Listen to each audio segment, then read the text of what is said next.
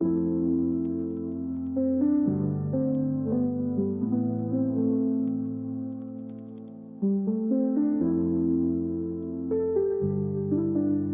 Holy Bible, the King James Version.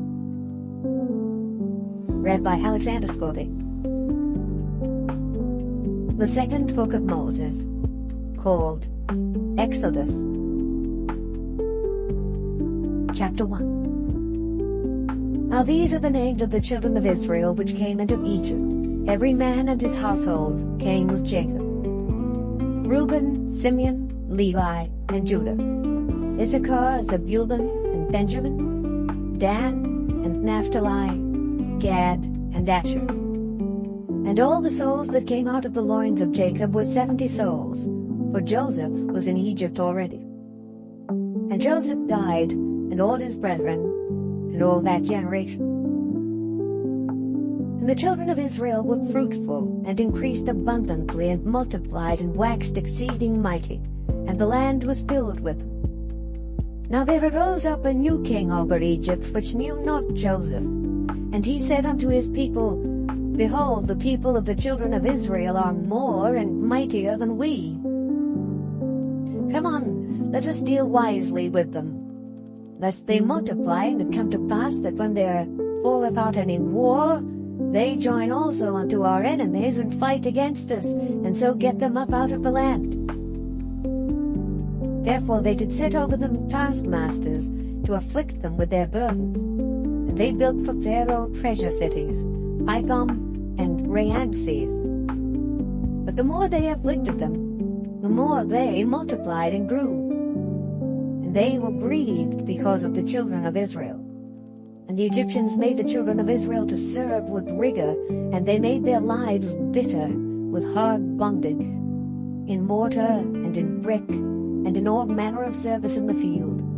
All their service wherein they made them serve was with rigor. And the king of Egypt spake to the Hebrew midwives, of which the name of the one was Shiphrah, and the name of the other Puah. And he said, When ye do the office of a midwife to the Hebrew women, and seat them upon the stools, if it be a son, then ye shall kill him. But if it be a daughter, then she shall live. The midwives feared God, and did not as the king of Egypt commanded them, but saved the men children alive. And the king of Egypt called for the midwives, and said unto them, Why have ye done this thing, and have saved the men children alive? And the midwives said unto Pharaoh, Because the Hebrew women are not as the Egyptian women, for they are lively, and are delivered ere the midwives come in unto them. Therefore God dealt well with the midwives, and the people multiplied, and waxed very mighty. And it came to pass, because the midwives feared God, that he made them houses. And Pharaoh charged all his people, saying, Every son that is born ye shall cast into the river, and every daughter ye shall save alive. Chapter 2. And there went a man of the house of Levi, and took to wife a daughter of Levi. And the woman conceived, and bare a son. And when she saw him that he was a goodly child, she hid him 3 months. And when she could not longer hide him, she took for him an ark of bulrushes, and daubed it with slime and with pitch, and put the child therein, and she laid it in the flags by the river's brink. And his sister stood afar off, to wit what would be done to him. And the daughter of Pharaoh came down to wash herself at the river, and her maidens walked along by the river's side.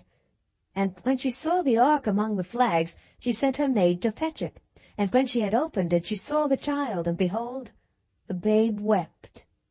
And she had compassion on him, and said, This is one of the Hebrews' children. Then said his sister to Pharaoh's daughter, Shall I go and call to thee a nurse of the Hebrew women, that she may nurse the child for thee? And Pharaoh's daughter said to her, Go. And the maid went, and called the child's mother. And Pharaoh's daughter said unto her, Take this child away, and nurse it for me, and I will give thee thy wages. And the woman took the child, and nursed it. And the child grew, and she brought him unto Pharaoh's daughter, and he became her son. And she called his name Moses. And she said, Because I drew him out of the water.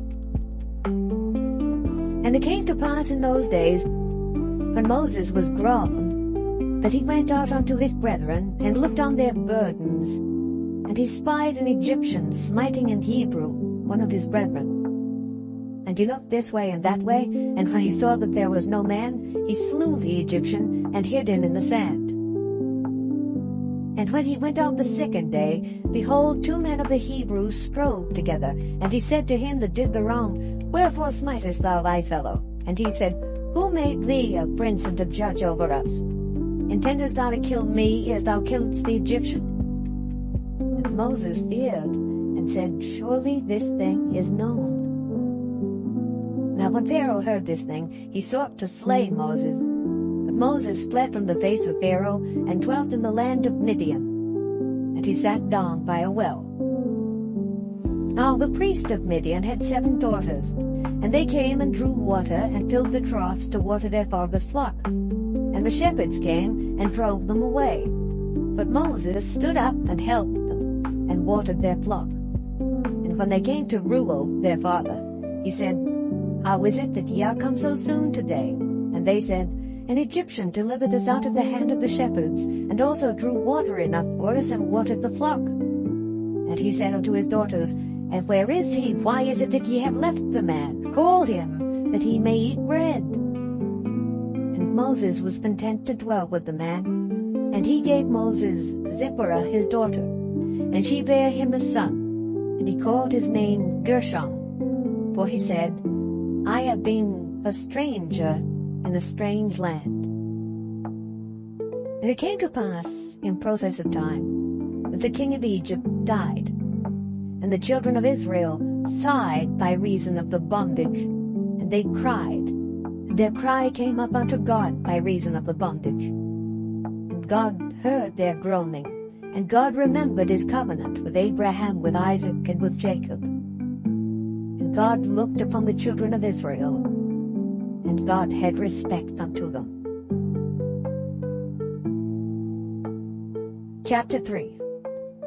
Now Moses kept the flock of Jethro, his father-in-law, the priest of Midian. And he led the flock to the backside of the desert, and came to the mountain of God, even to Horeb. And the angel of the Lord appeared unto him in a flame of fire out of the midst of a bush. And he looked, and behold, the bush burned with fire, and the bush was not consumed. And Moses said, I will now turn aside and see this great sight, why the bush is not burnt. And when the Lord saw that he turned aside to see, God called unto him out of the midst of the bush, and said, Moses, Moses. And he said, Here am I. And he said, Draw not nigh hither. Put off thy shoes from off thy feet, for the place whereon thou standest is holy ground. Moreover he said, I am the God of thy father, the God of Abraham, the God of Isaac, and the God of Jacob. And Moses hid his face, for he was afraid to look upon God. And the Lord said, I have surely seen the affliction of my people which are in Egypt, and have heard their cry by reason of their taskmasters, for I know their sorrows. And I am come down to deliver them out of the hand of the Egyptians, and to bring them up out of that land unto a good land, and a large, unto a land flowing with milk and honey, unto the place of the Canaanites, and the Hittites, and the Amorites, and the Perizzites, and the Hivites, and the Jebusites. Now therefore, behold, the cry of the children of Israel is come unto me, and I have also seen the oppression wherewith the Egyptians oppress them. Come now therefore, and I will send thee unto Pharaoh, that thou mayest bring forth my people the children of Israel out of Egypt. And Moses said unto God, Who am I, that I should go unto Pharaoh, and that I should bring forth the children of Israel out of Egypt? And he said, Certainly I will be with thee, and this shall be a token unto thee that I have sent thee. When thou hast brought forth the people out of Egypt, ye shall serve God upon this mountain. And Moses said unto God, Behold, when I come unto the children of Israel, and shall say unto them, The God of your fathers hath sent me unto you, and they shall say to me, What is his name? What shall I say unto them? And God said unto Moses, I am that I am. And he said, Thus shalt thou say unto the children of Israel, I am hath sent me unto you. And God said moreover unto Moses, Thus shalt thou say unto the children of Israel, The Lord God of your fathers, the God of Abraham, the God of Isaac, and the God of Jacob, hath sent me unto you. This is my name forever, and this is my memorial unto all generations. Go and gather the elders of Israel together, and say unto them, The Lord God of your fathers, the God of Abraham, of Isaac, and of Jacob, appeared unto me, saying, I have surely visited you, and seen that which is done to you in Egypt. And I have said, I will bring you up out of the affliction of Egypt unto the land of the Canaanites, and the Hittites, and the Amorites, and the Perizzites, and the Hivites, and the Jebusites, unto a land flowing with milk and honey. And they shall hearken to thy voice. And thou shalt come, thou and the elders of Israel, unto the king of Egypt. And ye shall say unto him, The Lord God of the Hebrews hath met with us. And now let us go, we beseech thee, 3 days' journey into the wilderness, that we may sacrifice to the Lord our God. And I am sure that the king of Egypt will not let you go, no, not by a mighty hand. And I will stretch out my hand and smite Egypt with all my wonders, which I will do in the midst thereof. And after that he will let you go. And I will give this people favor in the sight of the Egyptians, and it shall come to pass that when ye go, ye shall not go empty. But every woman shall borrow of her neighbor, and of her that sojourneth in her house, jewels of silver and jewels of gold and raiment. And ye shall put them upon your sons and upon your daughters, and ye shall spoil the Egyptians. Chapter 4. And Moses answered and said, But behold, they will not believe me, nor hearken unto my voice, for they will say, The Lord hath not appeared unto thee. And the Lord said unto him, What is that in thine hand? And he said, A rod. And he said, Cast it on the ground. And he cast it on the ground, and it became a serpent, and Moses fled from before it.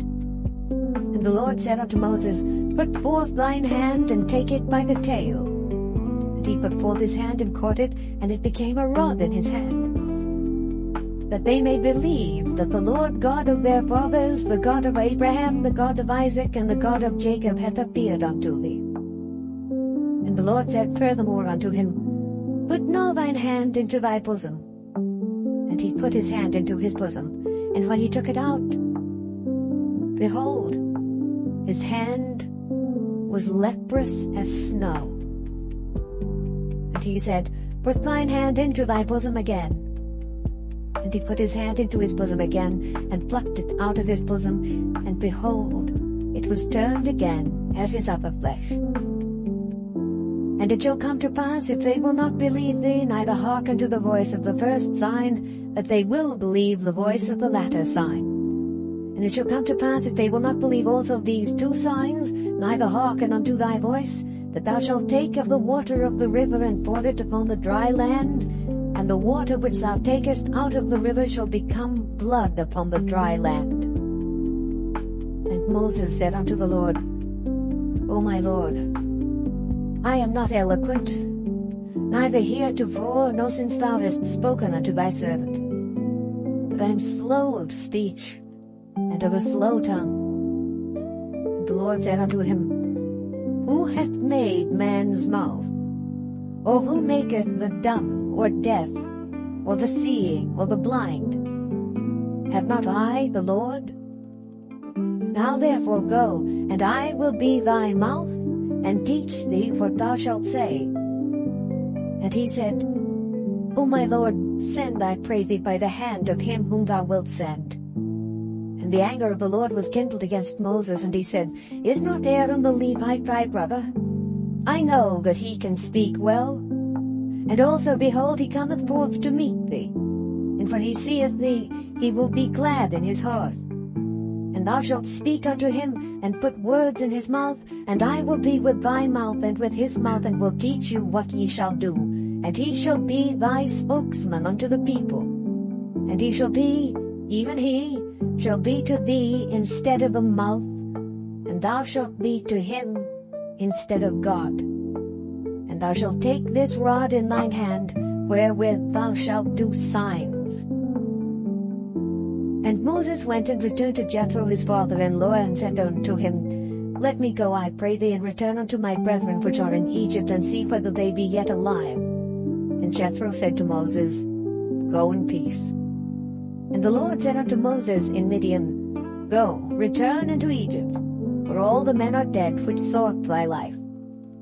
And Moses took his wife and his sons, and set them upon an ass, and he returned to the land of Egypt. And Moses took the rod of God in his hand. And the Lord said unto Moses, When thou goest to return into Egypt, see that thou do all those wonders before Pharaoh which I have put in thine hand. But I will harden his heart, that he shall not let the people go. And thou shalt say unto Pharaoh, Thus saith the Lord, Israel is my son, even my firstborn. And I say unto thee, Let my son go, that he may serve me. And if thou refuse to let him go, behold, I will slay thy son, even thy firstborn. And it came to pass by the way in the inn, that the Lord met him, and sought to kill him. Then Zipporah took a sharp stone, and cut off the foreskin of his son, and cast it at his feet, and said, Surely a bloody husband art thou to me. So he let him go. Then she said, A bloody husband thou art, because of the circumcision. And the Lord said to Aaron, Go into the wilderness to meet Moses. And he went, and met him in the mount of God, and kissed him. And Moses told Aaron all the words of the Lord who had sent him, and all the signs which he had commanded him. And Moses and Aaron went and gathered together all the elders of the children of Israel. And Aaron spake all the words which the Lord had spoken unto Moses, and did the signs in the sight of the people. And the people believed. And when they heard that the Lord had visited the children of Israel, and that he had looked upon their affliction, then they bowed their heads and worshipped. Chapter 5. And afterward Moses and Aaron went in and told Pharaoh, Thus saith the Lord God of Israel, Let my people go, that they may hold a feast unto me in the wilderness. And Pharaoh said, Who is the Lord, that I should obey his voice and let Israel go? I know not the Lord, neither will I let Israel go. And they said, The God of the Hebrews hath met with us. Let us go, we pray thee, 3 days' journey into the desert, and sacrifice unto the Lord our God, lest he fall upon us with pestilence, or with the sword. And the king of Egypt said unto them, Wherefore do ye, Moses and Aaron, let the people from their works? Get you unto your burdens. And Pharaoh said, Behold, the people of the land now are many, and ye make them rest from their burdens. Pharaoh commanded the same day the taskmasters of the people and their officers, saying, Ye shall no more give the people straw to make brick as heretofore. Let them go and gather straw for themselves. And the tale of the bricks which they did make heretofore, ye shall lay upon them. Ye shall not diminish aught thereof, for they be idle. Therefore they cry, saying, Let us go and sacrifice to our God. Let their more work be laid upon the men, that they may labor therein. And let them not regard vain words. And the taskmasters of the people went out, and their officers, and they spake to the people, saying, Thus saith Pharaoh, I will not give you straw. Go ye, get you straw where ye can find it. Yet not aught of your work shall be diminished. So the people were scattered abroad throughout all the land of Egypt to gather stubble instead of straw. And the taskmasters hasted them, saying, Fulfill your works, your daily tasks, as when there was straw. And the officers of the children of Israel, which Pharaoh's taskmasters had set over them, were beaten, and demanded, Wherefore have ye not fulfilled your task in making brick both yesterday and today as heretofore? Then the officers of the children of Israel came and cried unto Pharaoh, saying, Wherefore dealest thou thus with thy servants? There is no straw given unto thy servants, and they say to us, Make brick, and behold, thy servants are beaten. But the fault is in thine own people. But he said, Ye are idle, ye are idle. Therefore ye say, Let us go and do sacrifice to the Lord. Go therefore now and work. For there shall no straw be given you, yet shall ye deliver the tale of bricks. And the officers of the children of Israel did see that they were in evil case after it was said, Ye shall not minish aught from your bricks of your daily task. And they met Moses and Aaron, who stood in the way as they came forth from Pharaoh, and they said unto them, The Lord look upon you and judge, because ye have made our savour to be abhorred in the eyes of Pharaoh and in the eyes of his servants, to put a sword in their hand to slay us. And Moses returned unto the Lord and said, Lord, wherefore hast thou so evil entreated this people? Why is it that thou hast sent me? For since I came to Pharaoh to speak in thy name, he hath done evil to this people, neither hast thou delivered thy people at all. Chapter 6. Then the Lord said unto Moses, Now shalt thou see what I will do to Pharaoh. For with a strong hand shall he let them go, and with a strong hand shall he drive them out of his land. And God spake unto Moses, and said unto him, I am the Lord, and I appeared unto Abraham, unto Isaac, and unto Jacob, by the name of God Almighty. But by my name Jehovah was I not known to them. And I have also established my covenant with them, to give them the land of Canaan, the land of their pilgrimage, wherein they were strangers. And I have also heard the groaning of the children of Israel, whom the Egyptians keep in bondage, and I have remembered my covenant. Wherefore say unto the children of Israel, I am the Lord, and I will bring you out from under the burdens of the Egyptians, and I will rid you out of their bondage, and I will redeem you with a stretched out arm and with great judgments. And I will take you to me for a people, and I will be to you a God. And ye shall know that I am the Lord your God, which bringeth you out from under the burdens of the Egyptians. And I will bring you in unto the land concerning the which I did swear to give it to Abraham, to Isaac, and to Jacob. And I will give it you for an heritage. I am the Lord. And Moses spake so unto the children of Israel, but they hearkened not unto Moses for anguish of spirit, and for cruel bondage. And the Lord spake unto Moses, saying, Go in, speak unto Pharaoh king of Egypt, that he let the children of Israel go out of his land. And Moses spake before the Lord, saying, Behold, the children of Israel have not hearkened unto me. How then shall Pharaoh hear me, who am of uncircumcised lips? And the Lord spake unto Moses and unto Aaron, and gave them a charge unto the children of Israel, and unto Pharaoh king of Egypt, to bring the children of Israel out of the land of Egypt. These be the heads of their fathers' houses. The sons of Reuben, the firstborn of Israel, Hanok, and Palu, Hezron, and Carmi. These be the families of Reuben. And the sons of Simeon, Jemuel, and Jamin, and Ohad, and Jachin, and Zohar, and Shael, the son of a Canaanitish woman. These are the families of Simeon. And these are the names of the sons of Levi according to their generations, Gershon, and Kohath, and Merari. And the years of the life of Levi were 137 years. The sons of Gershon, Libni, and Shimei according to their families. And the sons of Kohath, Amram, and Izhar, and Hebron, and Uzziel. And the years of the life of Kohath were 133 years. And the sons of Merari, Mahali, and Mushi. These are the families of Levi according to their generations. And Amram took him Jochebed, his father's sister, to wife, and she bare him Aaron and Moses. And the years of the life of Amram were 137 years. And the sons of Izhar, Korah, and Nepheg, and Zichri. And the sons of Uzziel, Mishael, and Elzaphan, and Zithri. And Aaron took him Elisheba, daughter of Amminadab, sister of Naashon, to wife, and she bare him Nadab, and Abihu, Eleazar, and Ithamar. And the sons of Korah, Assir, and Elkanah, and Abiasaph. These are the families of the Korahites. And Eleazar, Aaron's son, took him one of the daughters of Putiel to wife, and she bare him Phinehas. These are the heads of the fathers of the Levites according to their families.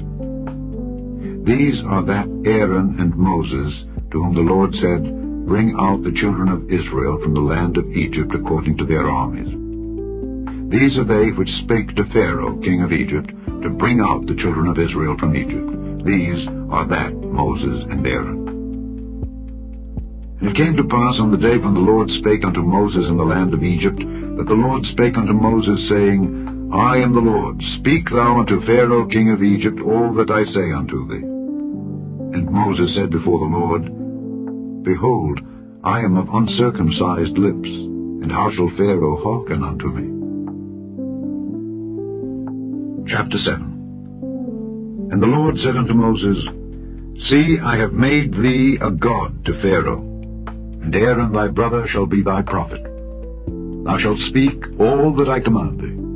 And Aaron thy brother shall speak unto Pharaoh, that he send the children of Israel out of his land. And I will harden Pharaoh's heart, and multiply my signs and my wonders in the land of Egypt. But Pharaoh shall not hearken unto you, that I may lay my hand upon Egypt, and bring forth mine armies, and my people the children of Israel, out of the land of Egypt, by great judgments. And the Egyptians shall know that I am the Lord, when I stretch forth mine hand upon Egypt, and bring out the children of Israel from among them. And Moses and Aaron did as the Lord commanded them. So did they. And Moses was 80 years old, and Aaron 83 years old, when they spake unto Pharaoh. And the Lord spake unto Moses and unto Aaron, saying, When Pharaoh shall speak unto you, saying, Show a miracle for you, then thou shalt say unto Aaron, Take thy rod, and cast it before Pharaoh, and it shall become a serpent. And Moses and Aaron went in unto Pharaoh, and they did so as the Lord had commanded. And Aaron cast down his rod before Pharaoh and before his servants, and it became a serpent. Then Pharaoh also called the wise men and the sorcerers. Now the magicians of Egypt, they also did in like manner with their enchantments, for they cast down every man his rod, and they became serpents. But Aaron's rod swallowed up their rods. And he hardened Pharaoh's heart, that he hearkened not unto them, as the Lord had said. And the Lord said unto Moses, Pharaoh's heart is hardened, he refuseth to let the people go. Get thee unto Pharaoh in the morning. Lo, he goeth out unto the water, and thou shalt stand by the river's brink against he come. And the rod which was turned to a serpent shalt thou take in thine hand. And thou shalt say unto him, The Lord God of the Hebrews hath sent me unto thee, saying, Let my people go, that they may serve me in the wilderness. And behold, hitherto thou wouldest not hear. Thus saith the Lord, In this thou shalt know that I am the Lord. Behold, I will smite with the rod that is in mine hand upon the waters which are in the river, and they shall be turned to blood. And the fish that is in the river shall die, and the river shall stink, and the Egyptians shall loathe to drink of the water of the river. And the Lord spake unto Moses, Say unto Aaron, Take thy rod, and stretch out thine hand upon the waters of Egypt, upon their streams, upon their rivers, and upon their ponds, and upon all their pools of water, that they may become blood, and that there may be blood throughout all the land of Egypt, both in vessels of wood and in vessels of stone. And Moses and Aaron did so as the Lord commanded. And he lifted up the rod, and smote the waters that were in the river, in the sight of Pharaoh and in the sight of his servants, and all the waters that were in the river were turned to blood. And And the fish that was in the river died, and the river stank, and the Egyptians could not drink of the water of the river, and there was blood throughout all the land of Egypt. And the magicians of Egypt did so with their enchantments. And Pharaoh's heart was hardened, neither did he hearken unto them, as the Lord had said. And Pharaoh turned and went into his house, neither did he set his heart to this also.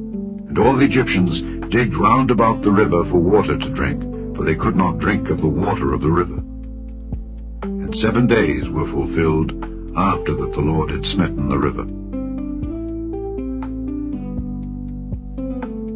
Chapter 8. And the Lord spake unto Moses, Go unto Pharaoh, and say unto him, Thus saith the Lord, Let my people go, that they may serve me. And if thou refuse to let them go, behold, I will smite all thy borders with frogs, and the river shall bring forth frogs abundantly, which shall go up and come into thine house, and into thy bedchamber, and upon thy bed, and into the house of thy servants, and upon thy people, and into thine ovens, and into thy kneading troughs. And the frogs shall come up both on thee, and upon thy people, and upon all thy servants.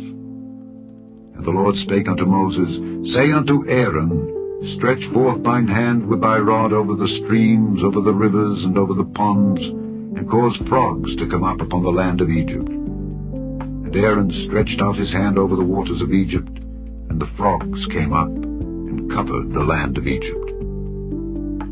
And the magicians did so with their enchantments, and brought up frogs upon the land of Egypt. Then Pharaoh called for Moses and Aaron, and said, Entreat the Lord that he may take away the frogs from me and from my people, and I will let the people go, that they may do sacrifice unto the Lord. And Moses said unto Pharaoh, Glory over me. When shall I entreat for thee and for thy servants and for thy people, to destroy the frogs from thee and thy houses, that they may remain in the river only? And he said, Tomorrow. And he said, Be it according to thy word, that thou mayest know that there is none like unto the Lord our God. And the frogs shall depart from thee, and from thy houses, and from thy servants, and from thy people. They shall remain in the river only. And Moses and Aaron went out from Pharaoh. And Moses cried unto the Lord because of the frogs which he had brought against Pharaoh. And the Lord did according to the word of Moses, and the frogs died out of the houses, out of the villages, and out of the fields. And they gathered them together upon heaps, and the land stank. But when Pharaoh saw that there was respite, he hardened his heart, and hearkened not unto them, as the Lord had said. And the Lord said unto Moses, Say unto Aaron, Stretch out thy rod, and smite the dust of the land, that it may become lice throughout all the land of Egypt. And they did so. For Aaron stretched out his hand with his rod, and smote the dust of the earth, and it became lice in man and in beast. All the dust of the land became lice throughout all the land of Egypt. And the magicians did so with their enchantments to bring forth lice, but they could not. So there were lice upon man and upon beast. Then the magicians said unto Pharaoh, This is the finger of God. And Pharaoh's heart was hardened, and he hearkened not unto them, as the Lord had said. And the Lord said unto Moses, Rise up early in the morning, and stand before Pharaoh. Lo, he cometh forth to the water. And say unto him, Thus saith the Lord, Let my people go, that they may serve me. Else, if thou wilt not let my people go, behold, I will send swarms of flies upon thee, and upon thy servants, and upon thy people, and into thy houses. And the houses of the Egyptians shall be full of swarms of flies, and also the ground whereon they are. And I will sever in that day the land of Goshen, in which my people dwell, that no swarms of flies shall be there, to the end thou mayest know that I am the Lord in the midst of the earth. And I will put a division between my people and thy people. Tomorrow shall this sign be. And the Lord did so. And there came a grievous swarm of flies into the house of Pharaoh, and into his servants' houses, and into all the land of Egypt. The land was corrupted by reason of the swarm of flies. And Pharaoh called for Moses and for Aaron, and said, Go ye, sacrifice to your God in the land. And Moses said, It is not meet so to do, for we shall sacrifice the abomination of the Egyptians to the Lord our God. Lo, shall we sacrifice the abomination of the Egyptians before their eyes? And will they not stone us? We will go 3 days' journey into the wilderness, and sacrifice to the Lord our God, as he shall command us. And Pharaoh said, I will let you go, that ye may sacrifice to the Lord your God in the wilderness. Only ye shall not go very far away. Entreat for me. And Moses said, Behold, I go out from thee, and I will entreat the Lord that the swarms of flies may depart from Pharaoh, from his servants, and from his people tomorrow. But let not Pharaoh deal deceitfully any more in not letting the people go to sacrifice to the Lord. And Moses went out from Pharaoh, and entreated the Lord. And the Lord did according to the word of Moses, and he removed the swarms of flies from Pharaoh, from his servants, and from his people. There remained not one. And Pharaoh hardened his heart at this time also, neither would he let the people go. Chapter 9. Then the Lord said unto Moses, Go in unto Pharaoh, and tell him, Thus saith the Lord God of the Hebrews, Let my people go, that they may serve me. For if thou refuse to let them go, and wilt hold them still, behold, the hand of the Lord is upon thy cattle which is in the field, upon the horses, upon the asses, upon the camels, upon the oxen, and upon the sheep. There shall be a very grievous murrain. And the Lord shall sever between the cattle of Israel and the cattle of Egypt, and there shall nothing die of all that is the children's of Israel. And the Lord appointed a set time, saying, Tomorrow the Lord shall do this thing in the land. And the Lord did that thing on the morrow, and all the cattle of Egypt died, but of the cattle of the children of Israel died not one. And Pharaoh sent, and behold, there was not one of the cattle of the Israelites dead. And the heart of Pharaoh was hardened, and he did not let the people go. And the Lord said unto Moses and unto Aaron, Take 2 handfuls of ashes of the furnace, and let Moses sprinkle it toward the heaven in the sight of Pharaoh, and it shall become small dust in all the land of Egypt, and shall be a boil breaking forth with blains upon man and upon beast throughout all the land of Egypt. And they took ashes of the furnace and stood before Pharaoh, and Moses sprinkled it up toward the heaven, and it became a boil breaking forth with blains upon man and upon beast. And the magicians could not stand before Moses because of the boils, for the boil was upon the magicians and upon all the Egyptians. And the Lord hardened the heart of Pharaoh, and he hearkened not unto them, as the Lord had spoken unto Moses. And the Lord said unto Moses, Rise up early in the morning, and stand before Pharaoh, and say unto him, Thus saith the Lord God of the Hebrews, Let my people go, that they may serve me. For I will at this time send all my plagues upon thine heart, and upon thy servants, and upon thy people, that thou mayest know that there is none like me in all the earth. For now I will stretch out my hand, that I may smite thee and thy people with pestilence, and thou shalt be cut off from the earth. And in very deed, for this cause have I raised thee up, for to show in thee my power, and that my name may be declared throughout all the earth. As yet exaltest thou thyself against my people, that thou wilt not let them go? Behold, tomorrow about this time I will cause it to rain a very grievous hail, such as hath not been in Egypt since the foundation thereof, even until now.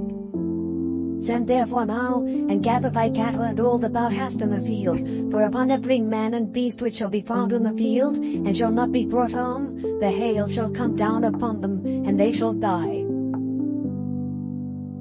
He that feared the word of the Lord among the servants of Pharaoh made his servants and his cattle flee into the houses, and he that regarded not the word of the Lord left his servants and his cattle in the field. And the Lord said unto Moses, Stretch forth thine hand toward heaven, that there may be hail in all the land of Egypt, upon man, and upon beast, and upon every herb of the field, throughout the land of Egypt. And Moses stretched forth his rod toward heaven, and the Lord sent thunder and hail, and the fire ran along upon the ground, and the Lord rained hail upon the land of Egypt.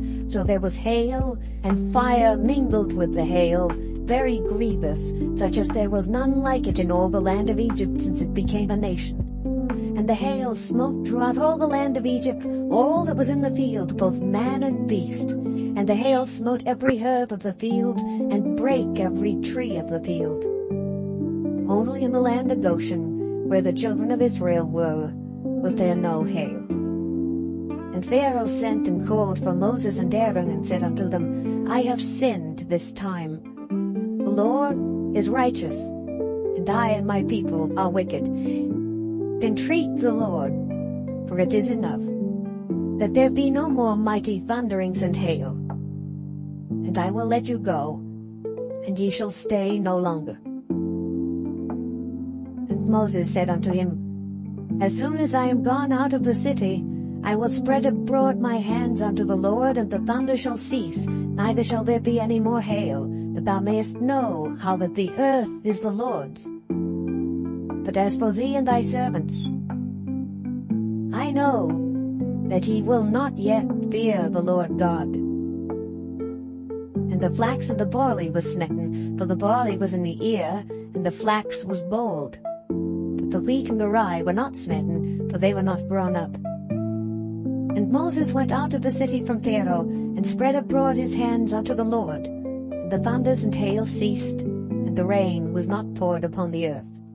And when Pharaoh saw that the rain and the hail and the thunders were ceased, he sinned yet more, and hardened his heart, he and his servants. And the heart of Pharaoh was hardened, neither would he let the children of Israel go, as the Lord had spoken by Moses. Chapter 10. And the Lord said unto Moses, Go in unto Pharaoh, for I have hardened his heart and the heart of his servants, that I might show these my signs before him. And that thou mayest tell in the ears of thy son and of thy son's son what things I have wrought in Egypt, and my signs which I have done among them, that ye may know how that I am the Lord. And Moses and Aaron came in unto Pharaoh, and said unto him, Thus saith the Lord God of the Hebrews, How long wilt thou refuse to humble thyself before me? Let my people go, that they may serve me.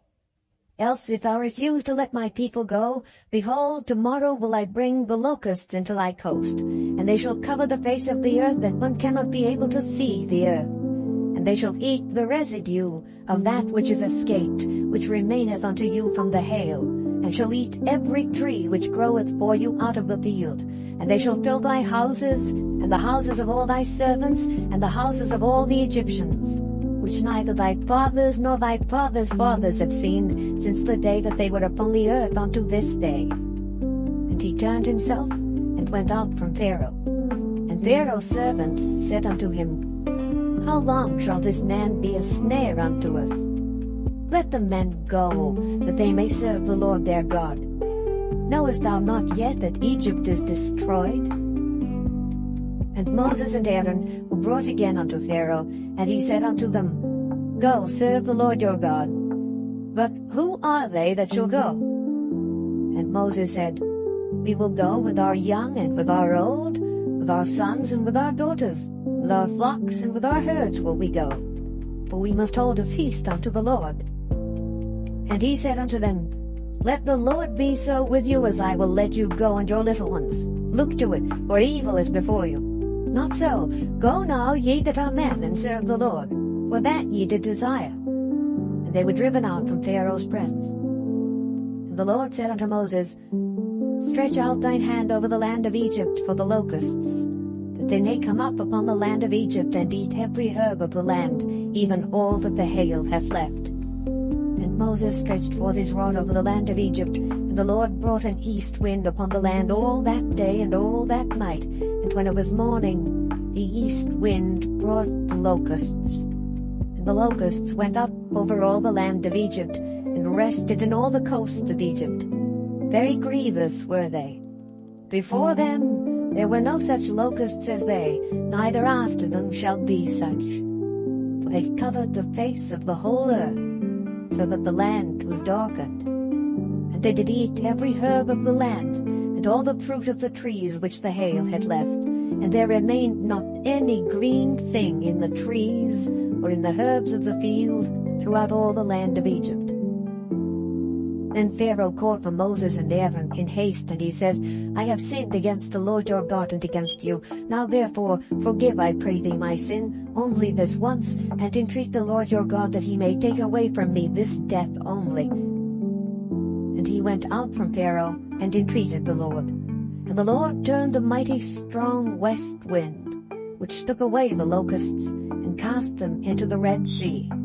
There remained not one locust in all the coasts of Egypt. But the Lord hardened Pharaoh's heart, so that he would not let the children of Israel go. And the Lord said unto Moses, Stretch out thine hand toward heaven, that there may be darkness over the land of Egypt, even darkness which may be felt. And Moses stretched forth his hand toward heaven. And there was a thick darkness in all the land of Egypt 3 days. They saw not one another, neither rose any from his place for 3 days. But all the children of Israel had light in their dwellings. And Pharaoh called unto Moses and said, Go ye serve the Lord, only let your flocks and your herds be stayed, let your little ones also go with you. And Moses said, Thou must give us also sacrifices and burnt offerings, that we may sacrifice unto the Lord our God. Our cattle also shall go with us. There shall not an hoof be left behind. For thereout must we take to serve the Lord our God, and we know not with what we must serve the Lord until we come thither. But the Lord hardened Pharaoh's heart, and he would not let them go. And Pharaoh said unto him, Get thee from me, take heed to thyself, see my face no more, for in that day thou seest my face, thou shalt die. And Moses said, Thou hast spoken well. I will see thy face again no more. Chapter 11. And the Lord said unto Moses, Yet will I bring one plague more upon Pharaoh and upon Egypt. Afterwards he will let you go hence. When he shall let you go, he shall surely thrust you out hence altogether. Speak now in the ears of the people, and let every man borrow of his neighbor, and every woman of her neighbor, jewels of silver and jewels of gold. And the Lord gave the people favor in the sight of the Egyptians. Moreover, the man Moses was very great in the land of Egypt, in the sight of Pharaoh's servants, and in the sight of the people. And Moses said, Thus saith the Lord, About midnight will I go out into the midst of Egypt, and all the firstborn in the land of Egypt shall die, from the firstborn of Pharaoh that sitteth upon his throne, even unto the firstborn of a maidservant that is behind the mill, and all the firstborn of beasts. And there shall be a great cry throughout all the land of Egypt, such as there was none like it, nor shall be like it any more. But against any of the children of Israel shall not a dog move his tongue against man or beast, that ye may know how that the Lord doth put a difference between the Egyptians and Israel. And all these thy servants shall come down unto me, and bow down themselves unto me, saying, Get thee out, and all the people that follow thee.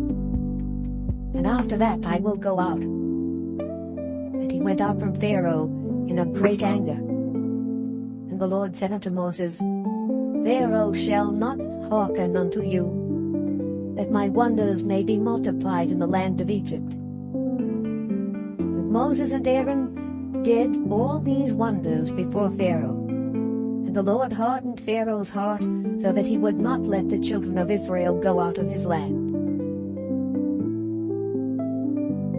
Chapter 12.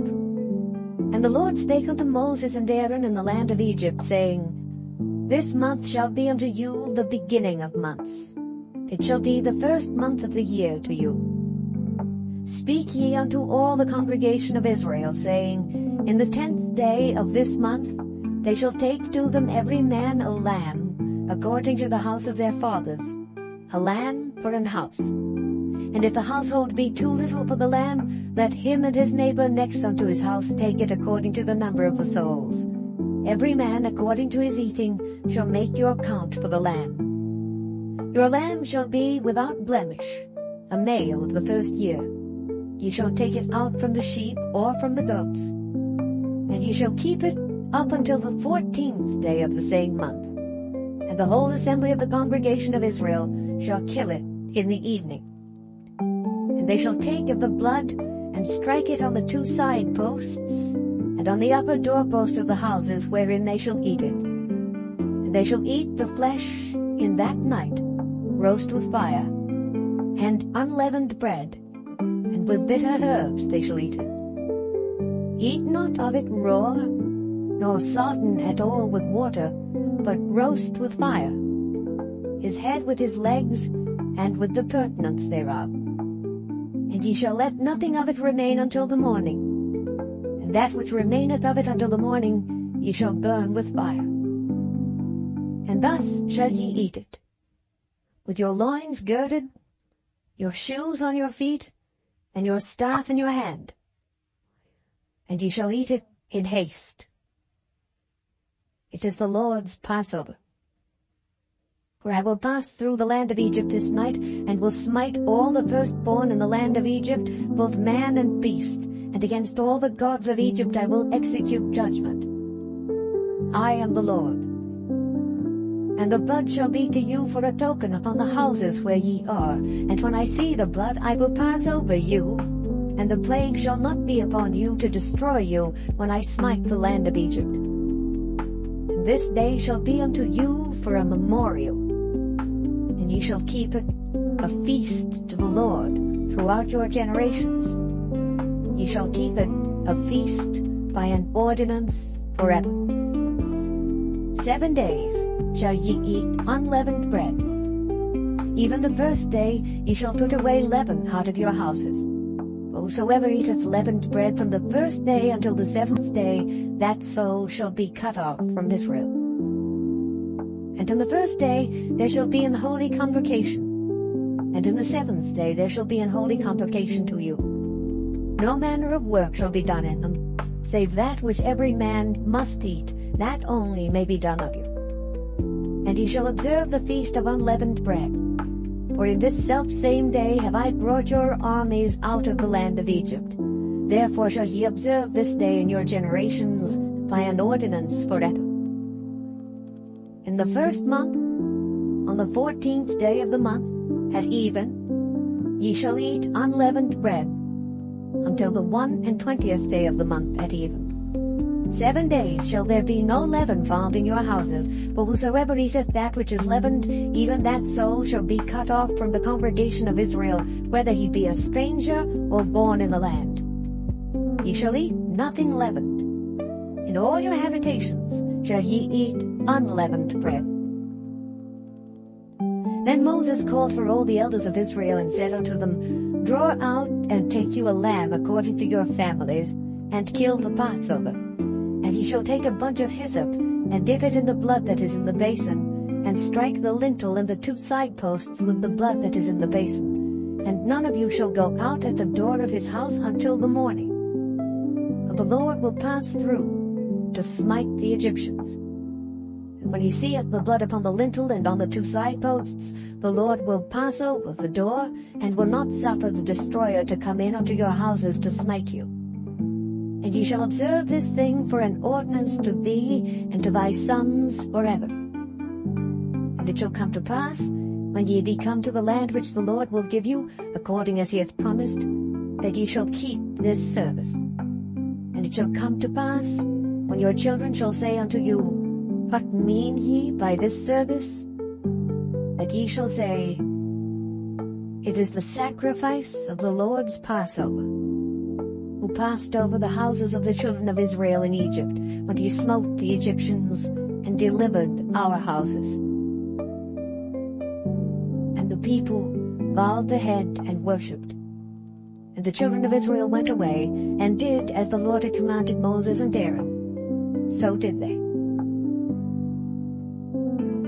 And it came to pass that at midnight the Lord smote all the firstborn in the land of Egypt, from the firstborn of Pharaoh that sat on his throne, unto the firstborn of the captive that was in the dungeon, and all the firstborn of cattle. And Pharaoh rose up in the night, he and all his servants and all the Egyptians, and there was a great cry in Egypt, for there was not a house where there was not one dead. And he called for Moses and Aaron by night, and said, Rise up and get you forth from among my people, both ye and the children of Israel, and go, serve the Lord as ye have said. Also take your flocks and your herds as ye have said, and be gone, and bless me also. And the Egyptians were urgent upon the people that they might send them out of the land in haste, for they said, We be all dead men. And the people took their dough before it was leavened, their kneading troughs being bound up in their clothes upon their shoulders. And the children of Israel did according to the word of Moses. And they borrowed of the Egyptians jewels of silver and jewels of gold and raiment. And the Lord gave the people favor in the sight of the Egyptians, so that they lent unto them such things as they required. And they spoiled the Egyptians. And the children of Israel journeyed from Ramesses to Succoth, about 600,000 on foot that were men, to side children. And a mixed multitude went up also with them, and flocks and herds, even very much cattle. And they baked unleavened cakes of the dough which they brought forth out of Egypt, for it was not leavened, because they were thrust out of Egypt, and could not tarry, neither had they prepared for themselves any victual.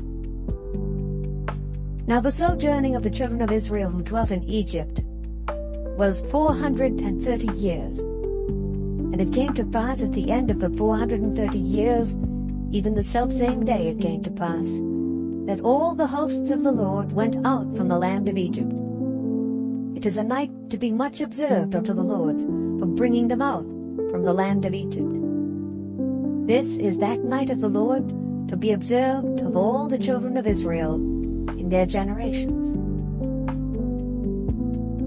And the Lord said unto Moses and Aaron, This is the ordinance of the Passover. There shall no stranger eat thereof. But every man's servant that is bought for money, when thou hast circumcised him, then shall he eat thereof. A foreigner and an hired servant shall not eat thereof. In one house shall it be eaten. Thou shalt not carry forth aught of the flesh abroad out of the house, neither shall ye break a bone thereof. All the congregation of Israel shall keep it. And when a stranger shall sojourn with thee, and will keep the Passover to the Lord, let all his males be circumcised, and then let him come near and keep it. And he shall be as one that is born in the land. For no uncircumcised person shall eat thereof. One law shall be to him that is homeborn, and unto the stranger that sojourneth among you. Thus did all the children of Israel, as the Lord commanded Moses and Aaron, so did they. And it came to pass the selfsame day, that the Lord did bring the children of Israel out of the land of Egypt by their armies. Chapter 13. And the Lord spake unto Moses, saying, Sanctify unto me all the firstborn, whatsoever openeth the womb among the children of Israel, both of man and of beast. It is mine. And Moses said unto the people, Remember this day in which ye came out from Egypt, out of the house of bondage. For by strength of hand the Lord brought you out from this place.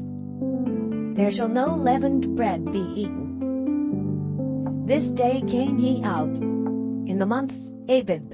And it shall be, when the Lord shall bring thee into the land of the Canaanites, and the Hittites, and the Amorites, and the Hivites, and the Jebusites, which he sware unto thy fathers to give thee, a land flowing with milk and honey, that thou shalt keep this service in this month. 7 days thou shalt eat unleavened bread, and in the 7th day shall be a feast to the Lord. Unleavened bread shall be eaten 7 days, and there shall no leavened bread be seen with thee, neither shall there be leaven seen with thee in all thy quarters. And thou shalt show thy son in that day, saying, This is done, because of that which the Lord did unto me, when I came forth out of Egypt. And it shall be for a sign unto thee upon thine hand, and for a memorial between thine eyes, that the Lord's law may be in thy mouth. For with a strong hand hath the Lord brought thee out of Egypt. Thou shalt therefore keep this ordinance in his season from year to year. And it shall be when the Lord shall bring thee into the land of the Canaanites, as he sware unto thee and to thy fathers, and shall give it thee, that thou shalt set apart unto the Lord all that openeth the matrix, and every firstling that cometh of a beast which thou hast. The male shall be the Lord's. And every firstling of an ass thou shalt redeem with a lamb. And if thou wilt not redeem it, then thou shalt break his neck. And all the firstborn of man among thy children shalt thou redeem. And it shall be when thy son asketh thee in time to come, saying, What is this? That thou shalt say unto him, By strength of hand the Lord brought us out from Egypt, from the house of bondage. And it came to pass, when Pharaoh would hardly let us go, that the Lord slew all the firstborn in the land of Egypt, both the firstborn of man and the firstborn of beast. Therefore I sacrifice to the Lord all that openeth the matrix, being males. But all the firstborn of my children I redeem. And it shall be for a token upon thine hand, and for frontlets between thine eyes. For by strength of hand the Lord brought us forth out of Egypt.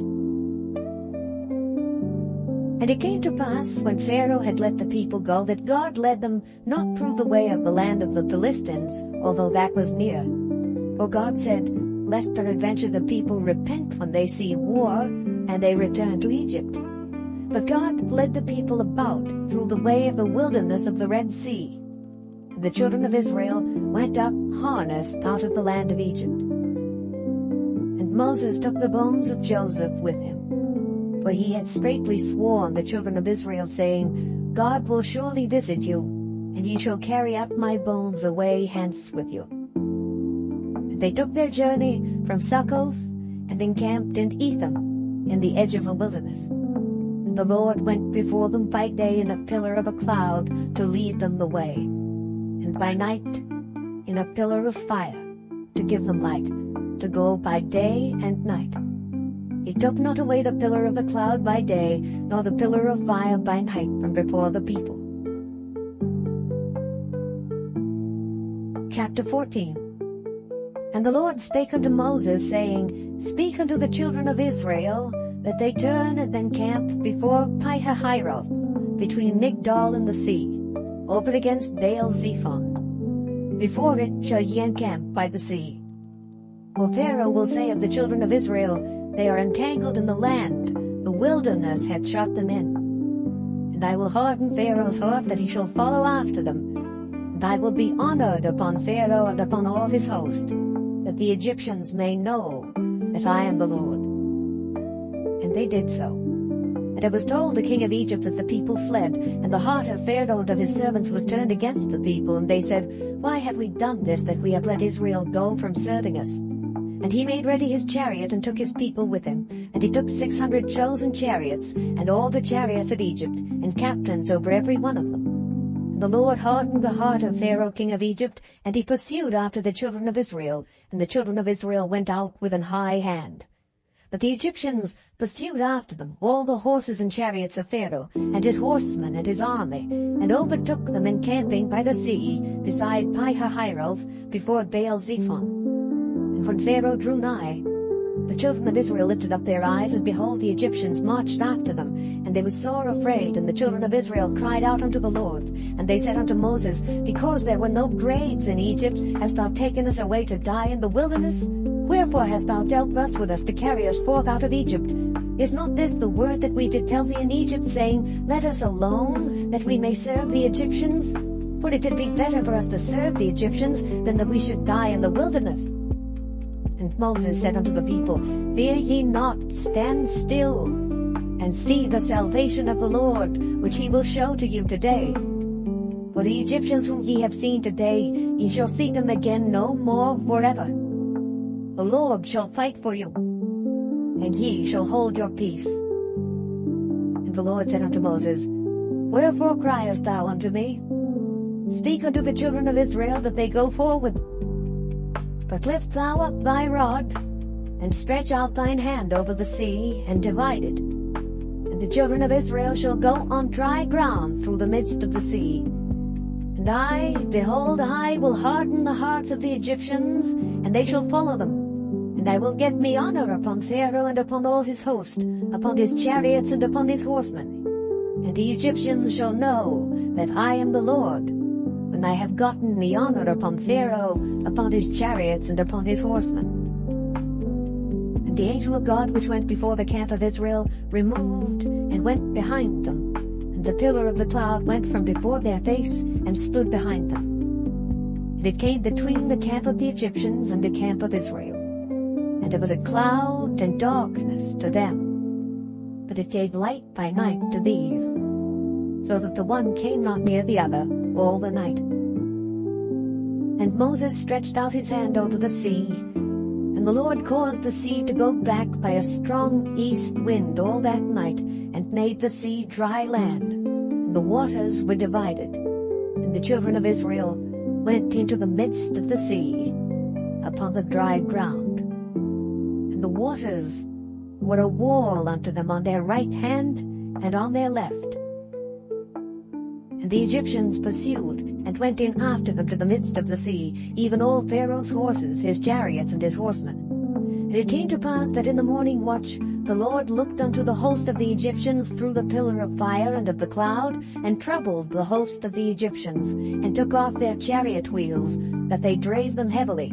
So that the Egyptians said, Let us flee from the face of Israel, for the Lord fighteth for them against the Egyptians. And the Lord said unto Moses, Stretch out thine hand over the sea, that the waters may come again upon the Egyptians, upon their chariots and upon their horsemen. And Moses stretched forth his hand over the sea, and the sea returned to his strength when the morning appeared, and the Egyptians fled against it. And the Lord overthrew the Egyptians in the midst of the sea, and the waters returned and covered the chariots and the horsemen, and all the host of Pharaoh that came into the sea after them. There remained not so much as one of them.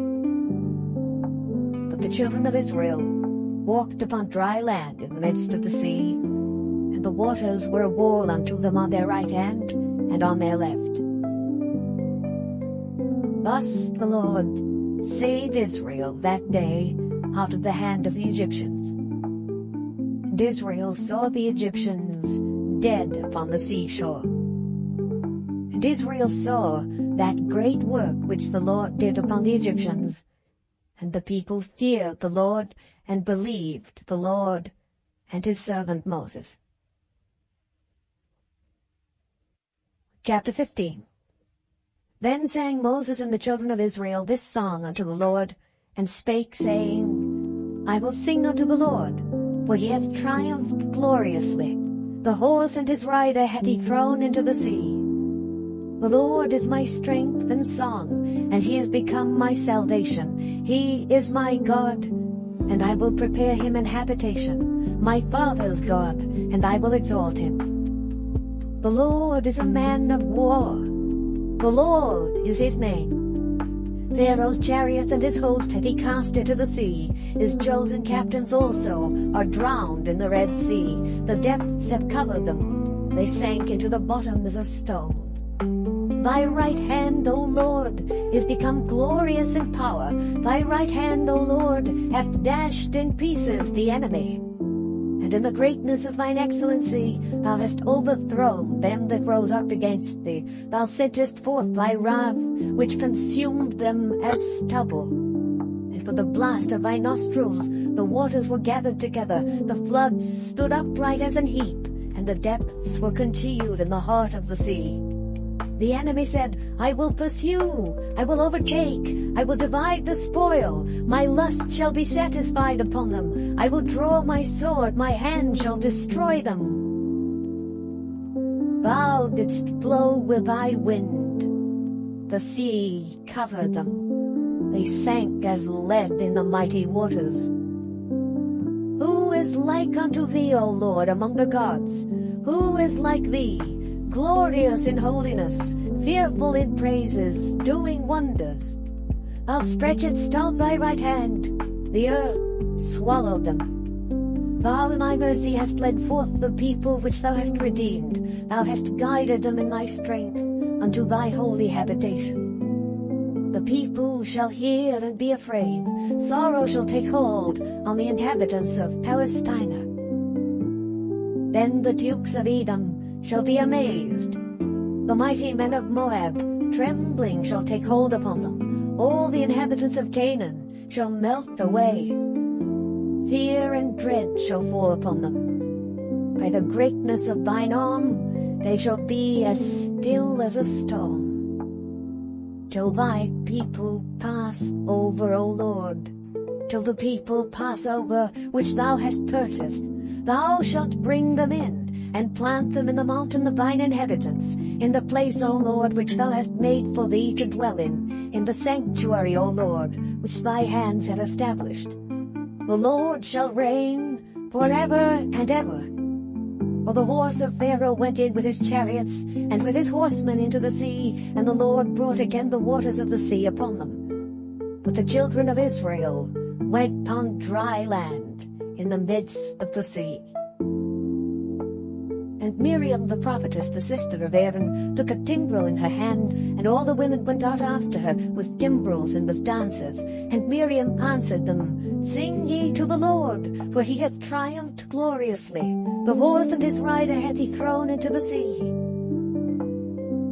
So Moses brought Israel from the Red Sea, and they went out into the wilderness of Shur. And they went 3 days in the wilderness, and found no water. And when they came to Merah, they could not drink of the waters of Merah, for they were bitter. Therefore the name of it was called Merah. And the people murmured against Moses, saying, What shall we drink? And he cried unto the Lord, and the Lord showed him a tree, which when he had cast into the waters were made sweet.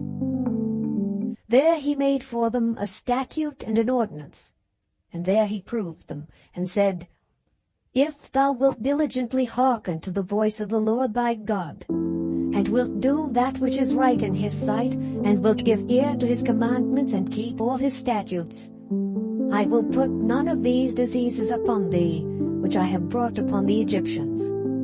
For I am the Lord that healeth thee. And they came to Elim, where were 12 wells of water, and 70 palm trees. And they encamped there by the waters. Chapter 60. And they took their journey from Elim, and all the congregation of the children of Israel came unto the wilderness of Sin, which is between Elim and Sinai, on the 15th day of the 2nd month after their departing out of the land of Egypt. And the whole congregation of the children of Israel murmured against Moses and Aaron in the wilderness. And the children of Israel said unto them, Would to God we had died by the hand of the Lord in the land of Egypt, while we sat by the flesh pots, and when we did eat bread to the full. For ye have brought us forth into this wilderness, to kill this whole assembly with hunger. Then said the Lord unto Moses, Behold, I will rain bread from heaven for you, and the people shall go out and gather a certain rate every day, that I may prove them whether they will walk in my law or no. And it shall come to pass that on the 6th day they shall prepare that which they bring in, and it shall be twice as much as they gather daily. And Moses and Aaron said unto all the children of Israel, At even then ye shall know that the Lord hath brought you out from the land of Egypt. And in the morning then ye shall see the glory of the Lord, for that he heareth your murmurings against the Lord. And what are we, that ye murmur against us? And Moses said, This shall be, when the Lord shall give you in the evening flesh to eat, and in the morning bread to the full, for that the Lord heareth your murmurings which ye murmur against him. And what are we?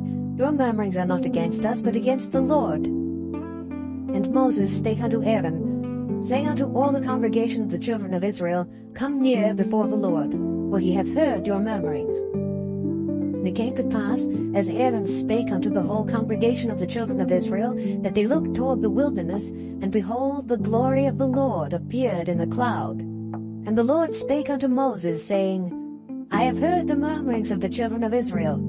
Speak unto them, saying, At even ye shall eat flesh, and in the morning ye shall be filled with bread, and ye shall know that I am the Lord your God. And it came to pass that at even the quails came up and covered the camp. And in the morning the dew lay round about the host, and when the dew that lay was gone up, behold, upon the face of the wilderness there lay a small round thing, as small as the hoarfrost on the ground.